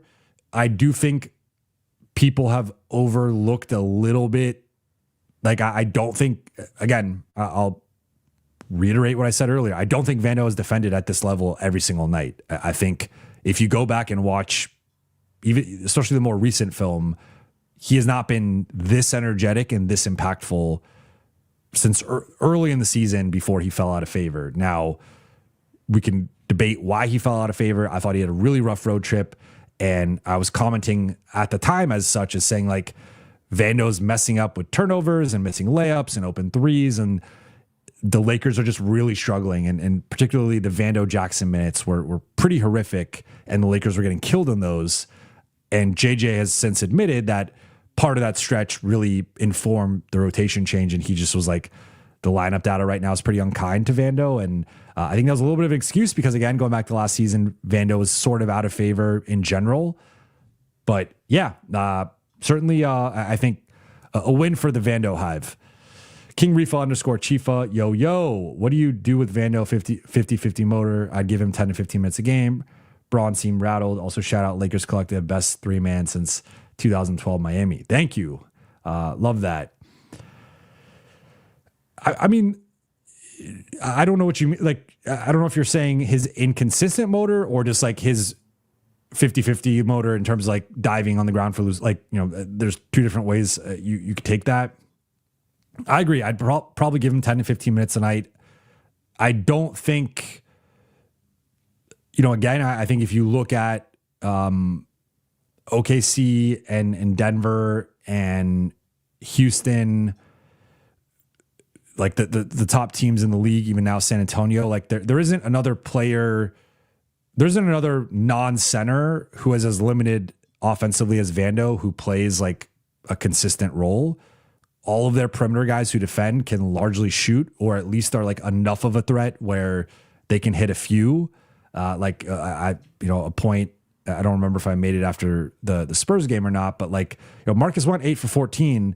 I don't think Vando's making 8 if you give him 14 open ones. Like there is a real difference there. Like Marcus can be infuriating with the shot selection, and the shooting has not been great all season, but Marcus has a track record of 20-point games and even 30-point games, and a certain floor as a shooter that Marcus can catch a rhythm and get hot and hit 4, 5, 6 threes. It's not consistent, but it's in there. Vando has never shown that throughout his career. Like he's basically a center, and he's a center in a wing's body. And that's just sometimes a tricky player to fit into the rotation. But I think he should be playing moving forward. I think JJ should expand the rotation. Honestly, think there should be a reduction in minutes for LeBron, Luka, and Austin by like 2 to 3 minutes, probably each, at least 2. And then that's right there, 6 minutes. You could take a little bit away from Jake, a little bit away from Gabe. Now you get to 10 to 12. And then if you want to take a little bit more from Rui or even Marcus, depending on where he's at, you can give 12 to 15 to Vando. I think that's the way to do it moving forward. But yes, Lakers Collective tomorrow at 11 a.m. Kevin, thank you for the super chat. Lakers win and Warriors lost made my day. The Warriors are a train wreck right now. So from that perspective, it is great for the Lakers and their fans and that rivalry. But yeah, they lost 136 to 131 to Portland. They're now under 500. And that actually, funny to bring it back to an earlier conversation, but remember I was referencing the above 500 versus the below 500 and how that whole conversation is kind of dumb because it fluctuates based on the current record, not the at the time record. I was curious, who did the Lakers lose to that was on, because the Lakers they've had one loss against below 500 teams basically all season. And I was like, which team just fell under 500 that swayed this to 2 losses against below 500 teams? It was the Warriors. It was the Warriors. Brad, thank you for the super chat. And thank you for being a member for a month. What's up, Jovan? What's up, Brad? I hope you are doing well. Primo Near, thank you for the super chat. If Luka stopped jacking threes, we improved dramatically. Touched on this one a little bit earlier, so I'm not going to belabor it, but I agree that the shot selection could be better. And I think especially any shot inside the arc, Luka shooting above 60% on twos. If he shot 20 floaters in a game, I would have no issue with it because he'd also probably get fouled on like 5 to 8 of them. But the threes, I think at this point, again, people are going to have different opinions on this. I'm not talking about, like tonight he was 2 for 14. I'm not talking about a drastic change, but I think I do think there's a real difference between like 2 for 10 and 2 for 14, or 2 for 9 and 2 for 14. I think the 14, I think if he's attempting 14 threes, I think he has to be hitting at least 4 or 5 of them. Otherwise that percentage just starts to skew in a really inefficient way. Al Prasad, thank you for the super chat. JJ gives me Doc Rivers vibes, bad rotations, not trusting young guys, losing big leads, and lack of smart adjustments, especially in the playoffs. Luka needs to share the ball, play defense, and run back on D. A lot of negativity with Luka tonight. Again, I did not think it was a good game per se. I thought it was probably one of his, I mean, if we're quickly going through like his games this season, the Atlanta game was rough. The OKC game was rough.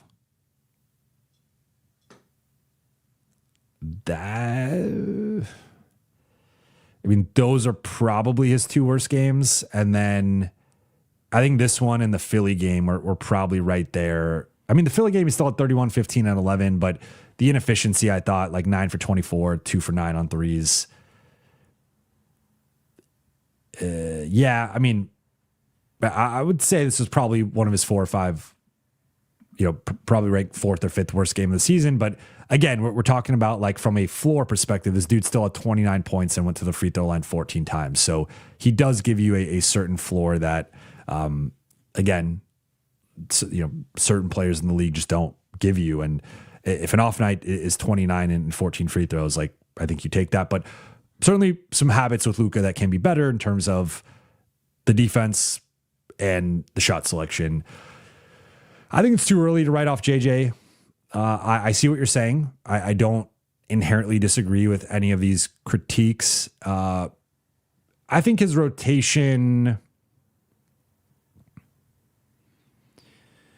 I thought the rotation got better last year throughout the course of the season. There were certain things I did not agree with, but I thought JJ at game 70 had a better rotation than JJ at game 10. So I do think we saw progress in that regard. And I wonder if we're trending, or if we're going to trend in that direction after a game like this, where the Banshees, the energy guys, the defenders, the bench guys really played a big part in winning this game.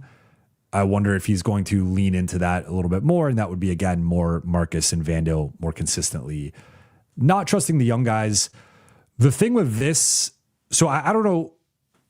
I think the only guy you could say this about is Adu, because, and maybe Nick Smith. I think Nick Smith had a couple of nice games there and then just sort of faded. I don't think Dalton has done anything to really earn more opportunity or playing time. Like, I kind of forgot how much Dalton was playing earlier in the season until I looked it up. But from that Portland game, when they were so shorthanded, to that Milwaukee game, which in part was because they blew them out, that was right before LeBron returned, basically. The 10 games before LeBron returned, he was playing 20 minutes a night. And again, some of that was garbage time and losses, and they had the rough road trip, and he played a lot on that road trip. But I mean, Dalton has played over 30 minutes a couple times this season. He's played over 20 minutes 3 other times this season. So like, Dalton has had his opportunities, and I don't know if I would. The Minnesota game was good. The Portland game, he had that one shift in the, like, he had a really bad first half, and then he had the one shift in the third quarter. The second Portland game, meh. That's my reaction. The Atlanta game, I mean, he's the garbage time king, as I call him. Like, he always puts up numbers in the fourth. So like, it's kind of hard to remember. But in terms of competitive games, he had some good moments in the Milwaukee. I would say that his 2 best games of the season, in my opinion, were at Minnesota and at Milwaukee. And those were the 2 games he played over 30 minutes. But I don't think since then there's not been a lot of the Phoenix game, the last Phoenix game, he was putting up numbers in garbage time. But I think the guy you're getting at basically is Adu. And one thing JJ said at practice that I think we have to keep in mind with Adu, he said he's currently on a minutes restriction. He did not share what that number is, but he said that this was a guy who was very limited all summer and was not able to even run at times and had to be held out of basketball activities for, didn't play in summer league, didn't play in training camp, preseason. So he's saying he's still working back his conditioning and overall just like learning the game. He said he's been good on the ball and awful off the ball, and said that no rookie in the history of the league has been good with off ball defense, but he made it sound like a dude's going to play soon. But in terms of not trusting the young guys, I don't know that the Lakers don't have a lot of like promising, like blue chip young guys that like aren't playing. I think it should be a Do or Vando. I think it's tough to fit both in with just the reality that he's not pulling Jake or Gabe from the rotation. So maybe at some point in the future that changes, but for now, there's just not enough minutes to go around. Losing big leads, yes. Although that predates JJ. I mean, if you go back to the end of the Frank Vogel era and the Darvin era, there were plenty of games the Lakers blew 15, 20-point leads and sometimes lost the game, sometimes eked out the game and still won by 1 point, 3 points, 5 points, whatever. But I don't think that's just JJ. Now, that did happen in the playoffs and in game 4. And then the smart adjustments, he's had 5 playoff games. I'd like to give him at least a second playoff before we start writing him off as Doc Rivers. Like, Doc Rivers has blown the most 3-1 leads. We all know the Doc Rivers face of when he's crashing out on the sideline and his team's about to blow a lead. I don't think JJ's there yet. Now, he was coached by Doc Rivers, and he has referenced Doc as one of the more influential coaches. They don't have the best relationship or dynamic. I think they've patched it up a little bit, but like they're not like best friends. So my understanding, like I did a story last year at the end of the season on JJ and his coaching, and I talked to 2 of the people he consulted with before taking the job in Rick Carlisle and Stan Van Gundy. And I do not believe Doc Rivers was one of the people he consulted. So I don't. I think it's too early. Doc Rivers has too much of a history of blowing leads. To follow that up, Trucker Star, really closing the game was bad coaching by JJ. Yeah, I agree. I think I probably would have gone. I think my closing 5 would have been DA, LeBron, Marcus, Luka, Jake. And I'm sure some of you are going to argue for Vando. I think it's just a little tricky. Like in those moments where you want, like, a couple things can be true here. And, according to Lakers Collective viewers and listeners, that's my favorite thing to say. But 2 things can be true. Like, Vando can be a useful and impactful player, and the Lakers could also be worse offensively when he's on the floor. And that has been the case this season. And that has been one of the reasons why he has not played, he has impacted the defense at a high level, but he has actually impacted the offense in a negative way at an even higher level and has been a net negative. And that's why the Lakers have not played him. I thought tonight they made some adjustments, figured that out, and this could be a template moving forward. But I don't think Vando is a guy, like, if you're trying to score or hold a lead, I do not think Vando is a guy you want to be closing a game with, to be completely honest. So I probably would have gone Jake, I guess.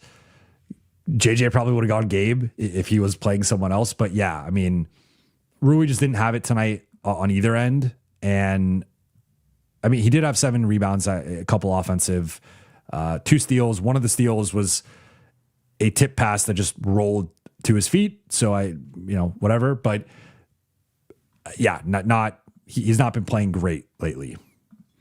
Danica, thank you for the super chat. Being a fan can be draining, but I really appreciate your takes that highlight both the good and bad. Jovan, helps my sanity. Rooting for this team can be tough. I appreciate that. And I try to balance it. I know that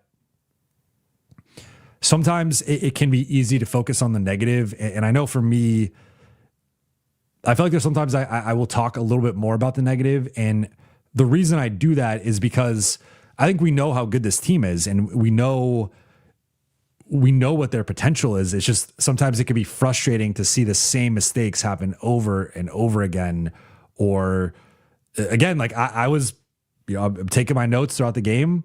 I was prepared to come on here and be like, look, the Lakers had this incredible defensive stretch and they had an incredible road blowout win. And like, this was such a bounce back performance and like statement win coming off of the Spurs loss and like just kind of all the noise of the week. And it doesn't help that like you have that Spurs team then go beat the Thunder. And like, I think a lot of people have been looking for a reason to knock the Lakers off their perch, right? And they have not helped themselves with the net rating and the point differential.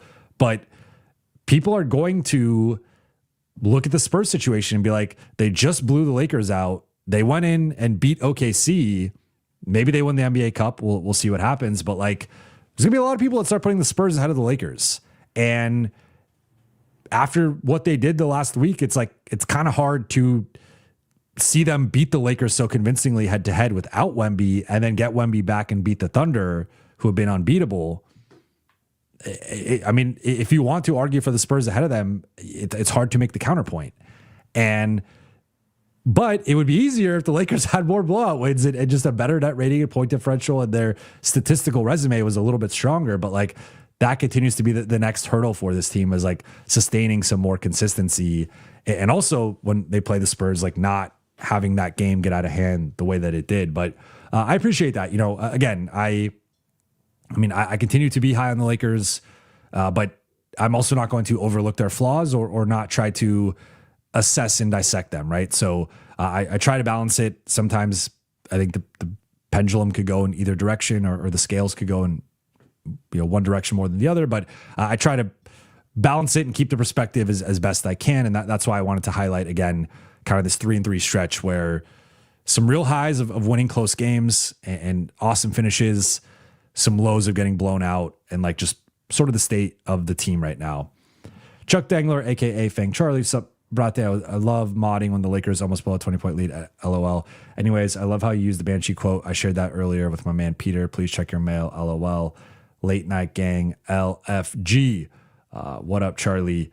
I can only imagine the comment section. I've not checked that, but let's keep it good in the comments. It's all love with the Late Night Gang. But yeah, the Banshee quote. Bunch of Banshees are back, I guess. Hey, Chinani, thank you for the super chat. What do you think of AR moved to the bench but still playing 30-plus minutes? LeBron, Luka, AR haven't played well together. When 2 of the 3 play, it's better. That is statistically true. Now, one thing I want to look up, because I think it's about time we just look this up. I want to look up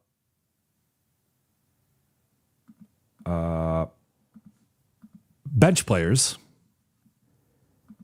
And all right, so and this is a few game sample for some of these guys. So we're going to knock out some of them because if a guy played 1 game off the bench, I'm not going to include that in this sample. But so right now there's 1 player in the NBA averaging over 30 minutes per game off of the bench in Quentin Grimes. He's playing 32.3 minutes a night. That's been 18 games off the bench. He's also started some games for them. Then you have Jaime Jaquez, who's playing 29 minutes per game. He's played 24 games for Miami. Then you go down to Anthony Black, who's been starting recently, but he's played, this is just bench minutes in the games they've come off the bench, 27 minutes a night. And then you go down Gary Trent, 27, Jeremy Grant, 27, Cedric Coward, 27, Naz Reid, 26. Point being, I think if you can find a way to structure, I'll say this. I think 30 here is even probably low in my opinion. If you can, and you can do it however you want to do it. You can do it in a Google spreadsheet. You can do it on B-Ball Index with their tool, or maybe it's Cranjus's tool, specifically with Lakers exceptionalism. But whatever rotation tool you want to do, if you can construct a rotation where Austin plays 35 minutes off the bench and it makes sense, and I'm not saying you specifically, Harry, but I'm not trying to go at you. my point is just it is hard to get to a unless you're like doing the inverse of Keith Bogans, where it's like, remember Keith Bogans back in the day was like the starter for the Bulls, but some nights he'd play like 14, 15 minutes. And it was like, he was a placeholder starter because they just wanted they wanted to like start with a defender and barely play him. If you can find a way to play Austin 34 to 35 minutes a night off the bench, then I think that, again, I don't agree with that. I don't think that's going to happen politically, but I also don't like the best pairing of the three has been Austin and Luka together. So I'm not, to be clear, advocating for LeBron to come off the bench. He's the GOAT, or in that GOAT conversation. Like, you would never ask Michael Jordan to come off the bench. You would never ask Kobe to come off the bench. You never ask Steph Curry to come off the bench. Pick your favorite top 10, 15 player. They're not coming off the bench, nor should they. LeBron's not coming off the bench. But I just think it's really hard to find 34 to 35 minutes off the bench for Austin. And if your solution is cut Austin's minutes from 37 a night to 30, I think you're underselling how important Austin is for this team. And he recently passed Marcus Smart as the team leader in terms of on-off differential. Just looking at on-court net rating versus off-court net rating, Austin leads the team. So the Lakers have been at their best with Austin on the floor, and there's been the biggest drop-off comparatively to everybody else when Austin is off. So I just think if you tell me the Lakers just cut 7 minutes of Austin and move him to the bench, I think you're probably kicking Austin out of the door for free agency. And I think you're making the Lakers a worse team. So I hear what you're saying. And I do think like ideally there would be some type of fix where you can just, I think the key is just stagger. Oh, I think the key is starting a defender as your fifth guy. And then I think the next key is staggering those guys a little bit more and trying to keep it more so two of the three rather than all three. But if your solution is to I mean, let's just say what it is, to bench your second best player who's been an all-star, all-NBA guy all season, with the exception of a few games, like I just think that's going to make the Lakers a worse team. I don't think that, I mean, this continues to be my thing when like people bring up the Ginobili or the Odom, or Odom was competing with Andrew Bynum and Powell.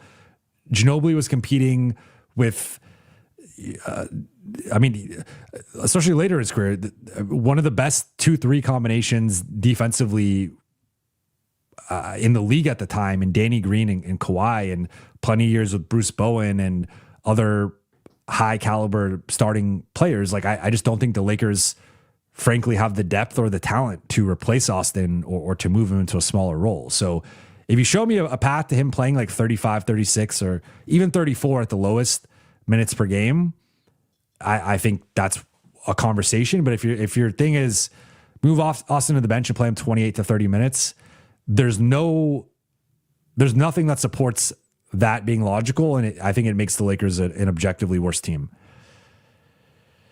Soto, thank you for the super chat. So glad we didn't give LB an extension, respectfully. I mean, look, he's clearly not performing at a $50 million level. I think the one thing with contracts that we obviously have to keep in mind is like, I think whatever you get paid, whatever team is willing to pay you, you deserve that. I'm not going to pocket watch. I'm not going to say like when LeBron got that contract or had that contract with the player option, he deserved it. And there's like, that's where again, my favorite saying, two things can be true.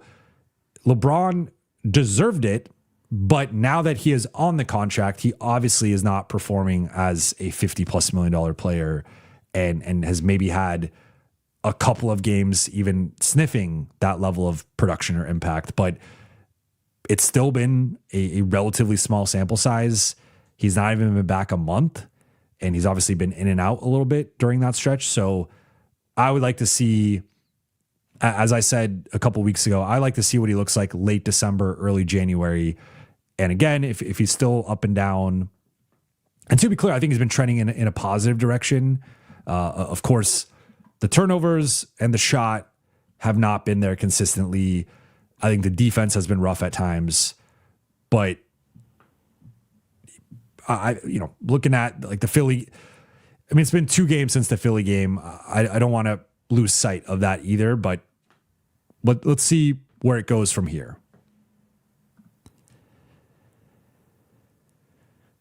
Rich, thank you for a super chat. Denver and OKC are 29th and 30th in strength of schedule, not as impressive as others in their all-time eliteness just yet. Does Luka's play mess with the defensive energy?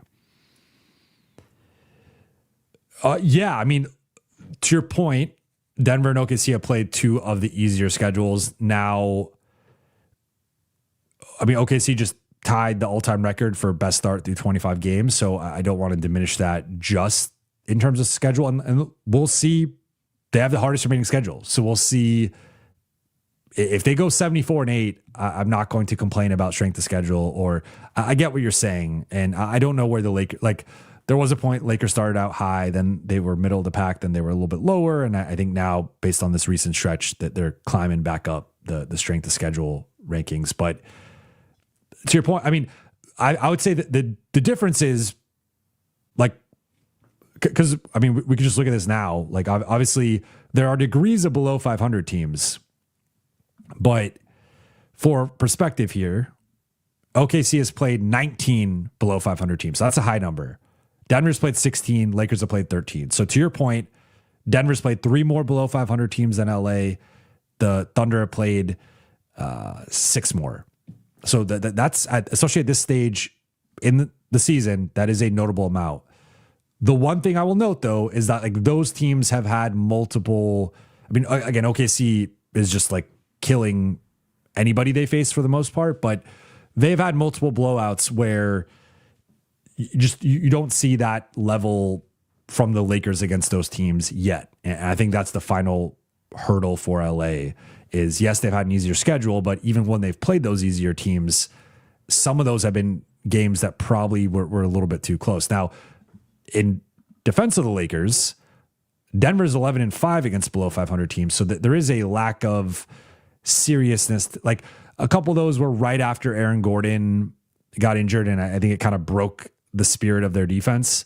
But still, like, there's a level of seriousness with Denver in terms of tricking around against below 500 teams that, like, they got to clean up. So everyone's got their stuff they got to clean up. But I just wanted to note that. But certainly Denver and OKC have had easier schedules. That's just an objective fact. Thinking of the Bear. Does Luka's play mess with defensive energy? I think not inherently, but I will say, like, if there are possessions where Luka will dribble the ball up the floor, he will run a pick and roll, and he will take a quick step back 3. And on those plays, no one else touches the ball besides him. And if he makes it, it's demoralizing for the defense. If he misses it, none of the other 4 players touch the ball other than the inbounder. And I think sometimes that can have an effect of, like, not wanting, like, you guys, for those who have played pickup or even high school or whatever level of basketball, like, even if you're a role player, there is an element of, like, you want to be involved. Like, you like when the coach calls a certain play and, like, hey, I might get, maybe someone's coming off of an off-ball screen and I'm going to hit them for a jumper, or someone is sealing and I'm going to get an entry pass to them. And, like, or maybe the defense plays off me and I'm going to take this 3, right?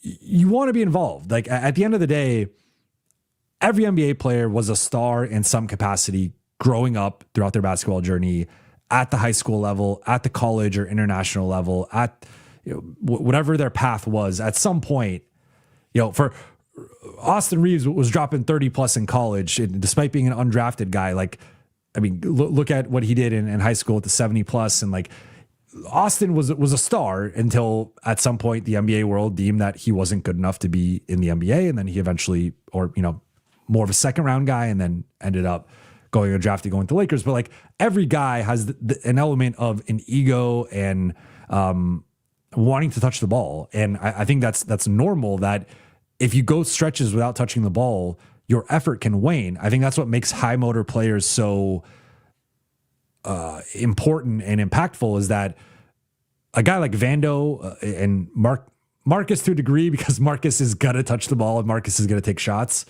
But like going back to last year, Jordan Goodwin, DFS, those guys didn't need to touch the ball and they would still be playing all out, taking charges, diving on the ground for loose balls, and playing with a certain energy and motor that you need on a nightly basis from your role players. So I think it can have an impact.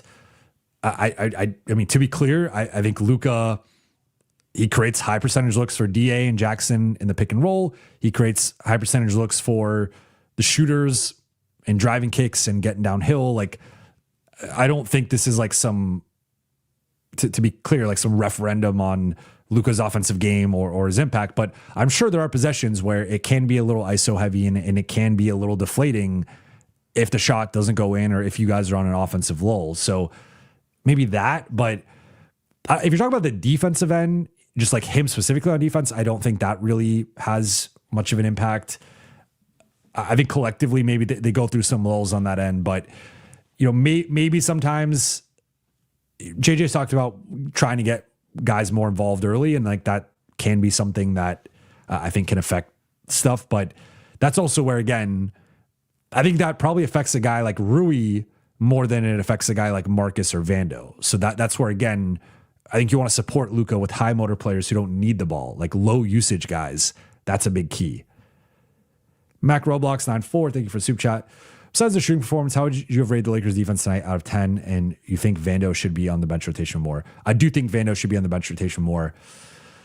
I would say overall, I would probably give the Lakers. So there's a couple of ways to look at this, right? Like if we're looking at, I think I'd give the Lakers an 8, maybe an 8.5. If we're grading a little bit on a curve for just like the Lakers standard, especially recently, it's probably a 9 or 9.5, but I would give it a solid 8.5 tonight. They had a 112 defensive rating, which is pretty good.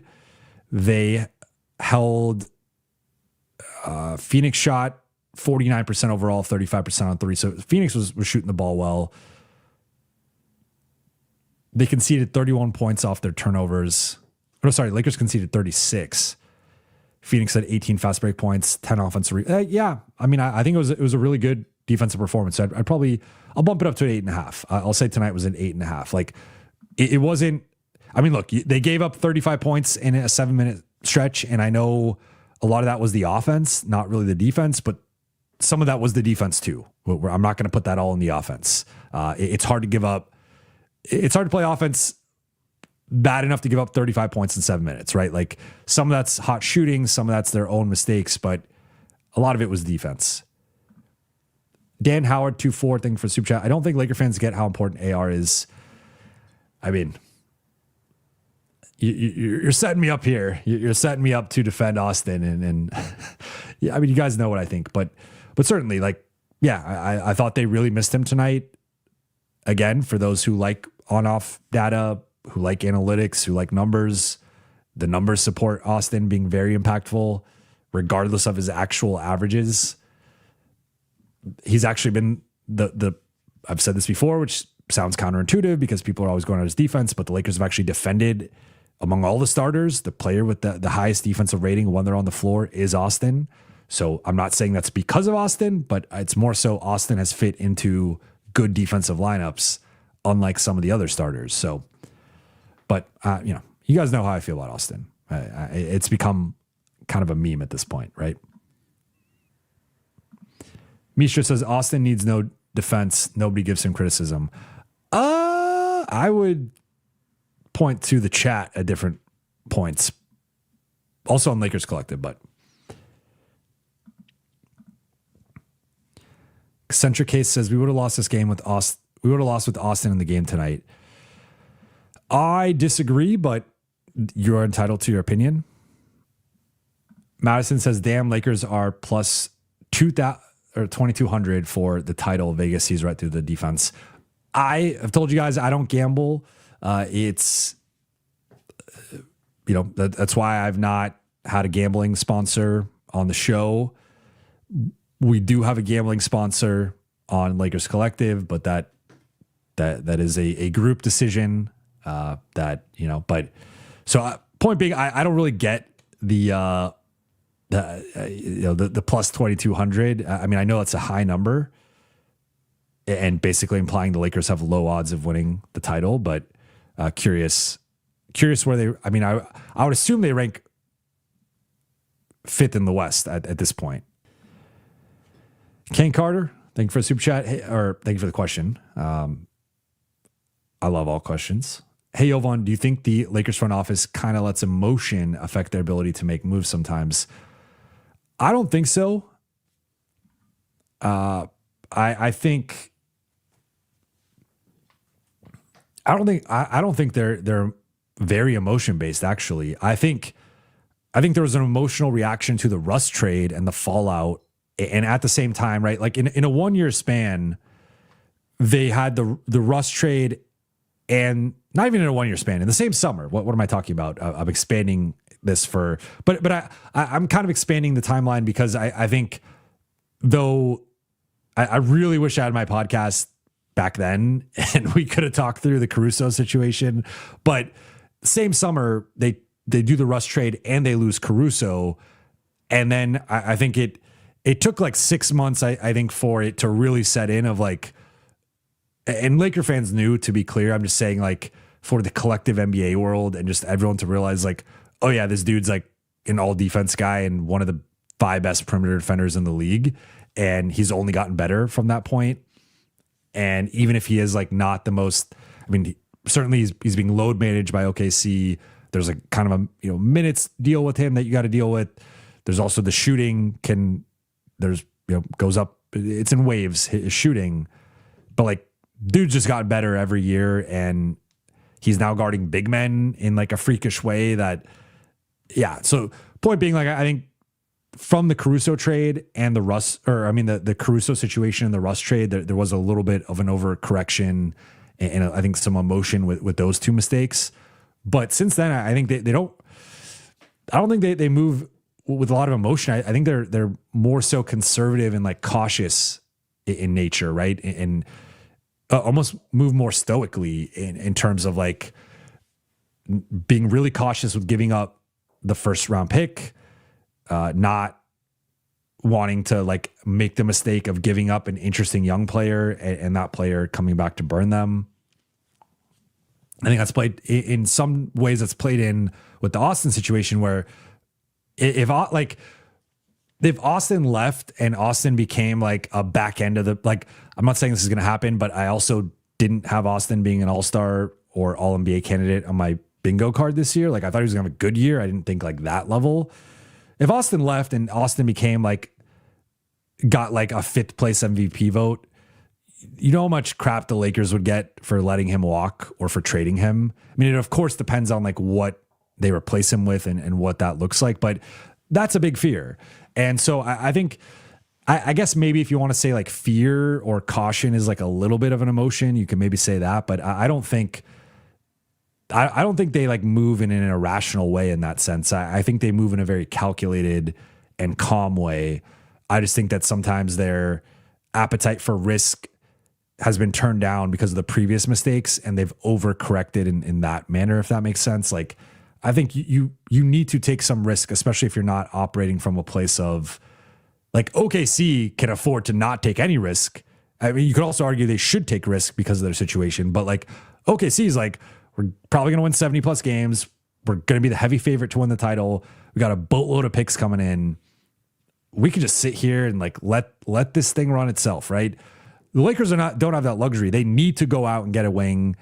They need to be proactive in planning for next summer. What's going to happen with LeBron? What's going to happen with Austin? What's going to happen with Rui? What's going to happen with DA? What's going to happen with Marcus? They have a lot they need to figure out over the next 2 months leading into the trade deadline. And I think there needs to be a little bit more maybe like aggression in that. But I wouldn't say that they operate off of emotion too much.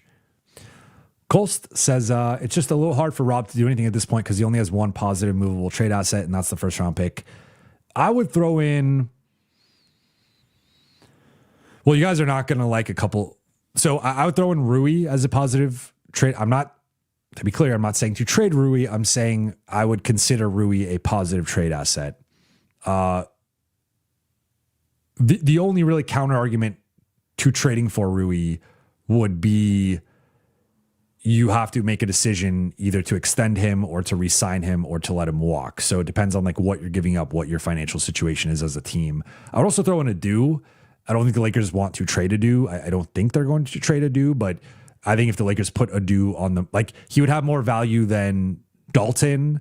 I think he'd have more value than even the expirings, just as like a dart throw or a player we're taking a swing on.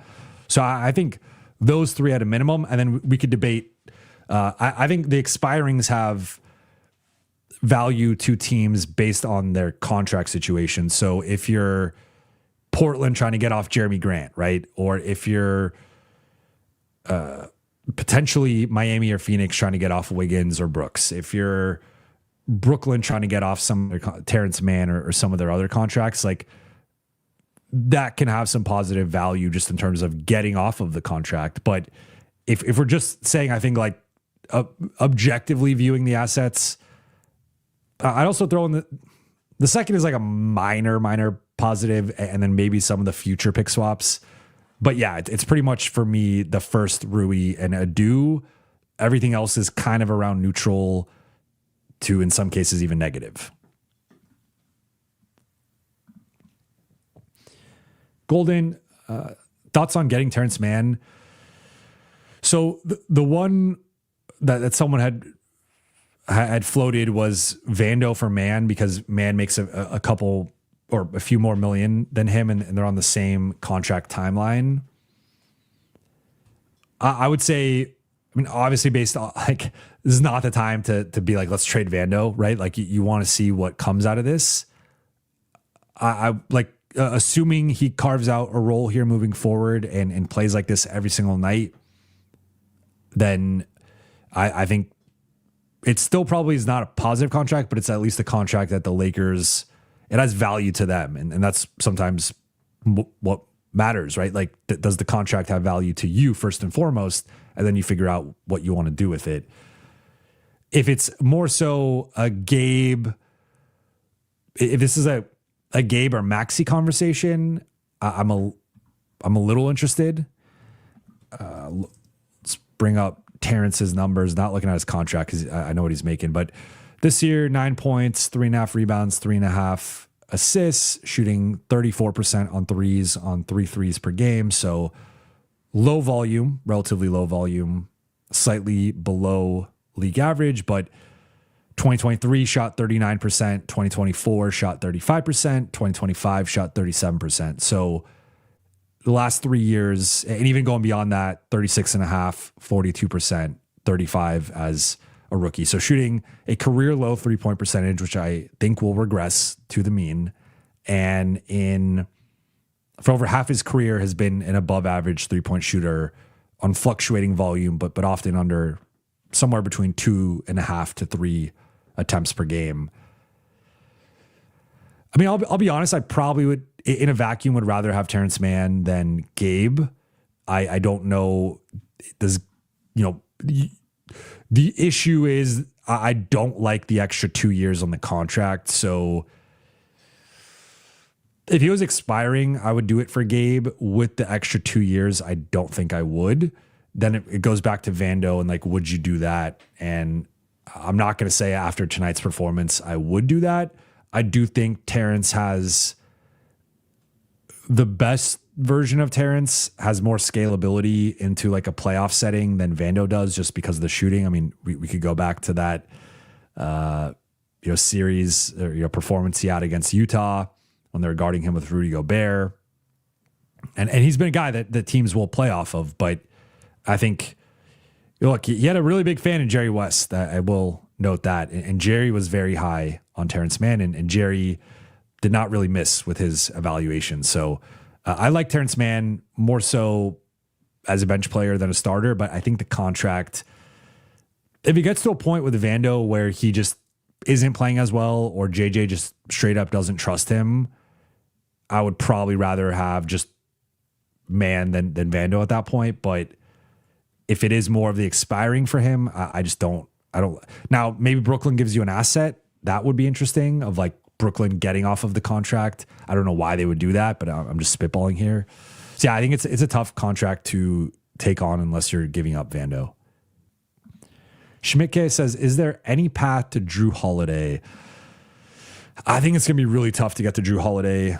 His contract, like one thing I mentioned before, and this was kind of the case last year as well, although last year did not know the Lakers were going to trade Anthony Davis for Luka Doncic, right? So, I mean, that moved a lot of money. But Drew's making 32.4. Next year, he's making 34.8. The year after that, he's making 37.2. That's a very high number, and he's already 35, or in his age 35 season, going to take him into age 36 and 37 seasons. So you're going to be paying this guy into his late 30s. I love Drew Holiday. I think he's a winner. He's had a really good season, so I don't want to diminish that, but there is some risk there from an injury perspective. He has not played 70 games in a season since 2018. So that's going on 8 straight years of not playing, or 7 straight years. And then now we're on year 8, but this year he's already only played 12 games for Portland, or 12 of their first 25. So he's already missed half of their games this year. So that is a concern for me. He is having his best offensive season since 2023 and his best passing season of all time from an assist perspective. His most steals since 2022. He's having a throwback year in terms of his production, and he's showing he could still do it at a high level and was sacrificing his game in Boston to a degree. However, to get to the 32, it's hard to do it without Rui. Like, maybe Portland, because they're getting off higher money, could you do Gabe, Maxey, and Vando? And they just say, hey, we're going to have Vando on the books for the next 2 years, like Hull. Because, let's be honest here. He's picking up the 37.2. He's not making 37.2 as a 37-year-old. So he's going to pick that up in 2 years. So if you're Portland, do you take the couple of expirings to get off of that longer term, and then Vando making basically 22 and like 25 million less than Holiday over the next 2 years? Maybe, but Portland's trying to compete. Portland's like trying to be a play-in team. Portland's trying to be a playoff team. They're trying to position themselves to add Dame to this and like build a winning culture, a winning foundation, and like move forward with this. So I could see them trading him at some point. I don't know if now is that point, but it is interesting because if you could do it, I think the issue is if you do this, this is kind of like a pre-agency move, a term that Rob has used before, where now you're, instead of getting that money off the books, you are now locking that in, and that does change your flexibility in the future. And again, I like Drew Holiday, but I think I don't think he's overpaid right now, but he could be overpaid at any moment. And even you could argue with the injury history alone, if you're getting 45, 50, 55 games from him, it's hard to justify paying that dude $35 million. So there's potentially a path. I mean, if Lakers put the 2 expirings and Vando and a first on the table, I think Portland would have to think about that. And then now you're going with, let's just think about this for a second. Your starting group would be Ayton, LeBron, Holiday, Austin, Luka. So Holiday's your 1 through 3 defender. Your bench is, you still have Rui, you have Marcus, you have Jake, you have Jackson. Now Vando, Maxey, and Gabe are gone. So now maybe Adu is your 10th man, Adu or Dalton. I like that top 9. I like that top 9 a lot. If you're Portland, yeah. Cole says you can maybe renegotiate that year if you want to lock him in until age 40 at least. Yeah, there's the age 37 rule that I'm not sure how that factors in with the renegotiation, but yeah, you could do that. Emmy You mentioned Brooks as a trade target for the Lakers, but given the history with LeBron, will LeBron even be okay with the Lakers trading for him? I mean, clearly after tonight, no, right? Like that, no. Now, at the same time, I don't, if we're being honest, I don't think the Lakers have been moving in a way of really factoring in what LeBron wants since the summer. So now I don't think they'd want to antagonize him and bring in his like sworn enemy at this point. But I don't think Brooks is available. I think at this point, like the two guys, and this is why I whenever we have the trade stuff, I try to like hedge a little bit and be honest with it in terms of Brooks. Like Phoenix was a projected lottery team going into the season. Like that was the when we're doing our West ranking, maybe you could talk yourself into them at 10, but most people had them 11 or 12 in the West. Miami was somewhere probably more in the play-in mix in the East, but you could argue if you like a couple more of these teams that pop, maybe they're a lottery team.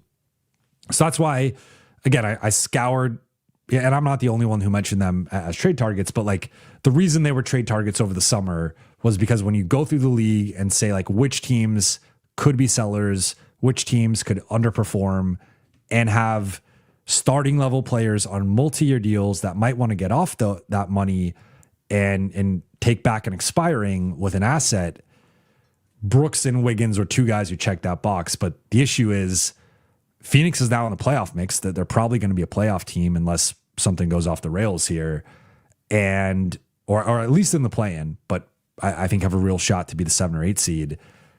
And then Wiggins, like Miami's been, I mean, they're up and down, but like they've pretty much been in that top 6, top 7 mix for the most part. So I don't see those guys being available as of right now, unless something change. Like, they need to shed money. Maybe Miami needs to shed money for Giannis or something. That's a different story. But I don't think LeBron would be okay with it. I mean, look, Kobe had his beef with Matt Barnes and Meta at different points, right? But he ultimately embraced playing with those guys and gave the blessing for the Lakers to add those guys. So I would never say never. And if the situation made sense, I'm sure LeBron could be talked into it. But certainly LeBron does not like crash out or go after guys in the manner. Like, I mean, this dude had Lance Stevenson blown his ear and just laughed at it, right? Like, people have tried LeBron his whole career and he rarely reacts. This was a time he reacted because he felt Brooks crossed the line a couple of times. So yeah, I mean, we'll see, but I don't even see him being available. But if he was, I don't think LeBron would be a fan of that. Danica, sorry, I realized I missed your super chat earlier. How would you describe the state of the East versus the West? Well, for perspective, some of you I'm sure saw my contender rankings. I had 6 of my top 7 were in the West in terms of teams I believe can win the championship. Like, for as great as Detroit's been to start the year, for as much history and pedigree as Cleveland has, for as well as Orlando's been playing recently, I still think that top 6 in the West of OKC, Denver, Houston, Lakers, Spurs, Timberwolves, I just think the only team I would put somewhere in the middle of that is New York. Otherwise, I think those are 6 of the 7 best teams in the NBA. So I think the East also benefits from beating up on each other, right? So like if the Thunder were in the East, the Thunder would, they can't really have a better record than 24-2, but the Thunder would probably win like 77 games if they were an Eastern Conference team. I think that certainly helped teams like Detroit and New York and Boston. Like the bottom of the East, Washington, Indiana, Brooklyn, Charlotte, even Chicago now, Milwaukee recently. These teams are like, the West has some problems with New Orleans and Sacramento, the Clippers and the Jazz, but I think the bottom of the East is worse. And I also think the top of the East is not as good. Like technically the Pistons have a 2-game lead on the Lakers. They've won 2 more games. They've lost 2 fewer games. If the Lakers and Pistons played in the finals, I would pick the Lakers, just straight up. I would pick the Lakers. I'd pick the Thunder over the Pistons. I'd pick the Nuggets over the Pistons. I'd pick the Rockets over the Pistons. I'd pick the Spurs over the Pistons. Minnesota would be close, but I think I'd still lean Minnesota. So that's where I'm at with the East. Is like I think the only real threat, right? I think New York is the favorite. I think they are the most likely to come out of the East, and I think they have a shot. I think OKC would steamroll them. I think Denver and Houston would probably beat them in like 5. I think the Lakers and Spurs would probably be 5 or 6, maybe 6. And then Minnesota, that's more of a 6 or 7 game series, in my opinion. Braden, thank you for the super chat. Hey, Brate, if Rob can make another DFS type trade this month or next, that would be great. Just not sure how you would make it work without the seconds. Yeah. By the way, I'm going to go 5 more minutes here. I just realized I've gone over 2 hours already. So I'm going to a real 5 minutes. But yeah, sorry, got rid of the question. Look, I mean, we got like tomorrow is officially the start of trade season. It's December 15th. There is a portion of the league that was signed this offseason that is eligible to be traded. Then there's another portion that kicks in January 15th. We officially have trade season upon us. And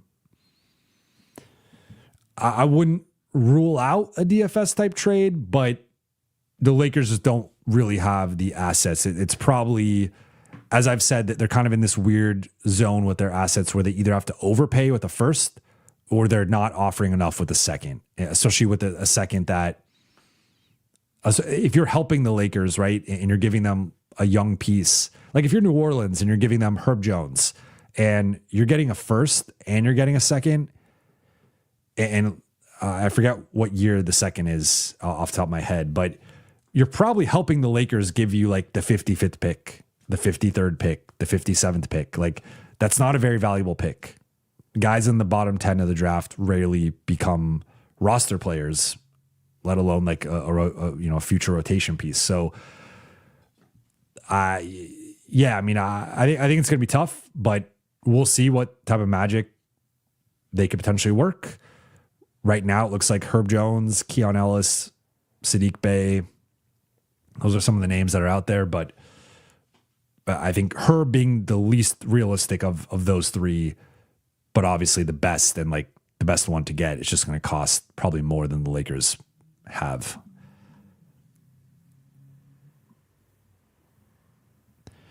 Cole says at 2032. Well, I believe this is in reference to the second. Paul says he poked the bear, Jovan. I assume this is in reference to Dylan Brooks. And yes, he did poke the bear, and the bear hit the game icing free throws after a little bit of shakiness there. Angelo Torres, Jovan, what do you reckon? This is the opportunity for Marcus to finally stay in the 5 when Austin comes back. I think Rui's going to stay in the 5. I mean, you guys know I would have started Marcus from the summer, but I don't think that's happening.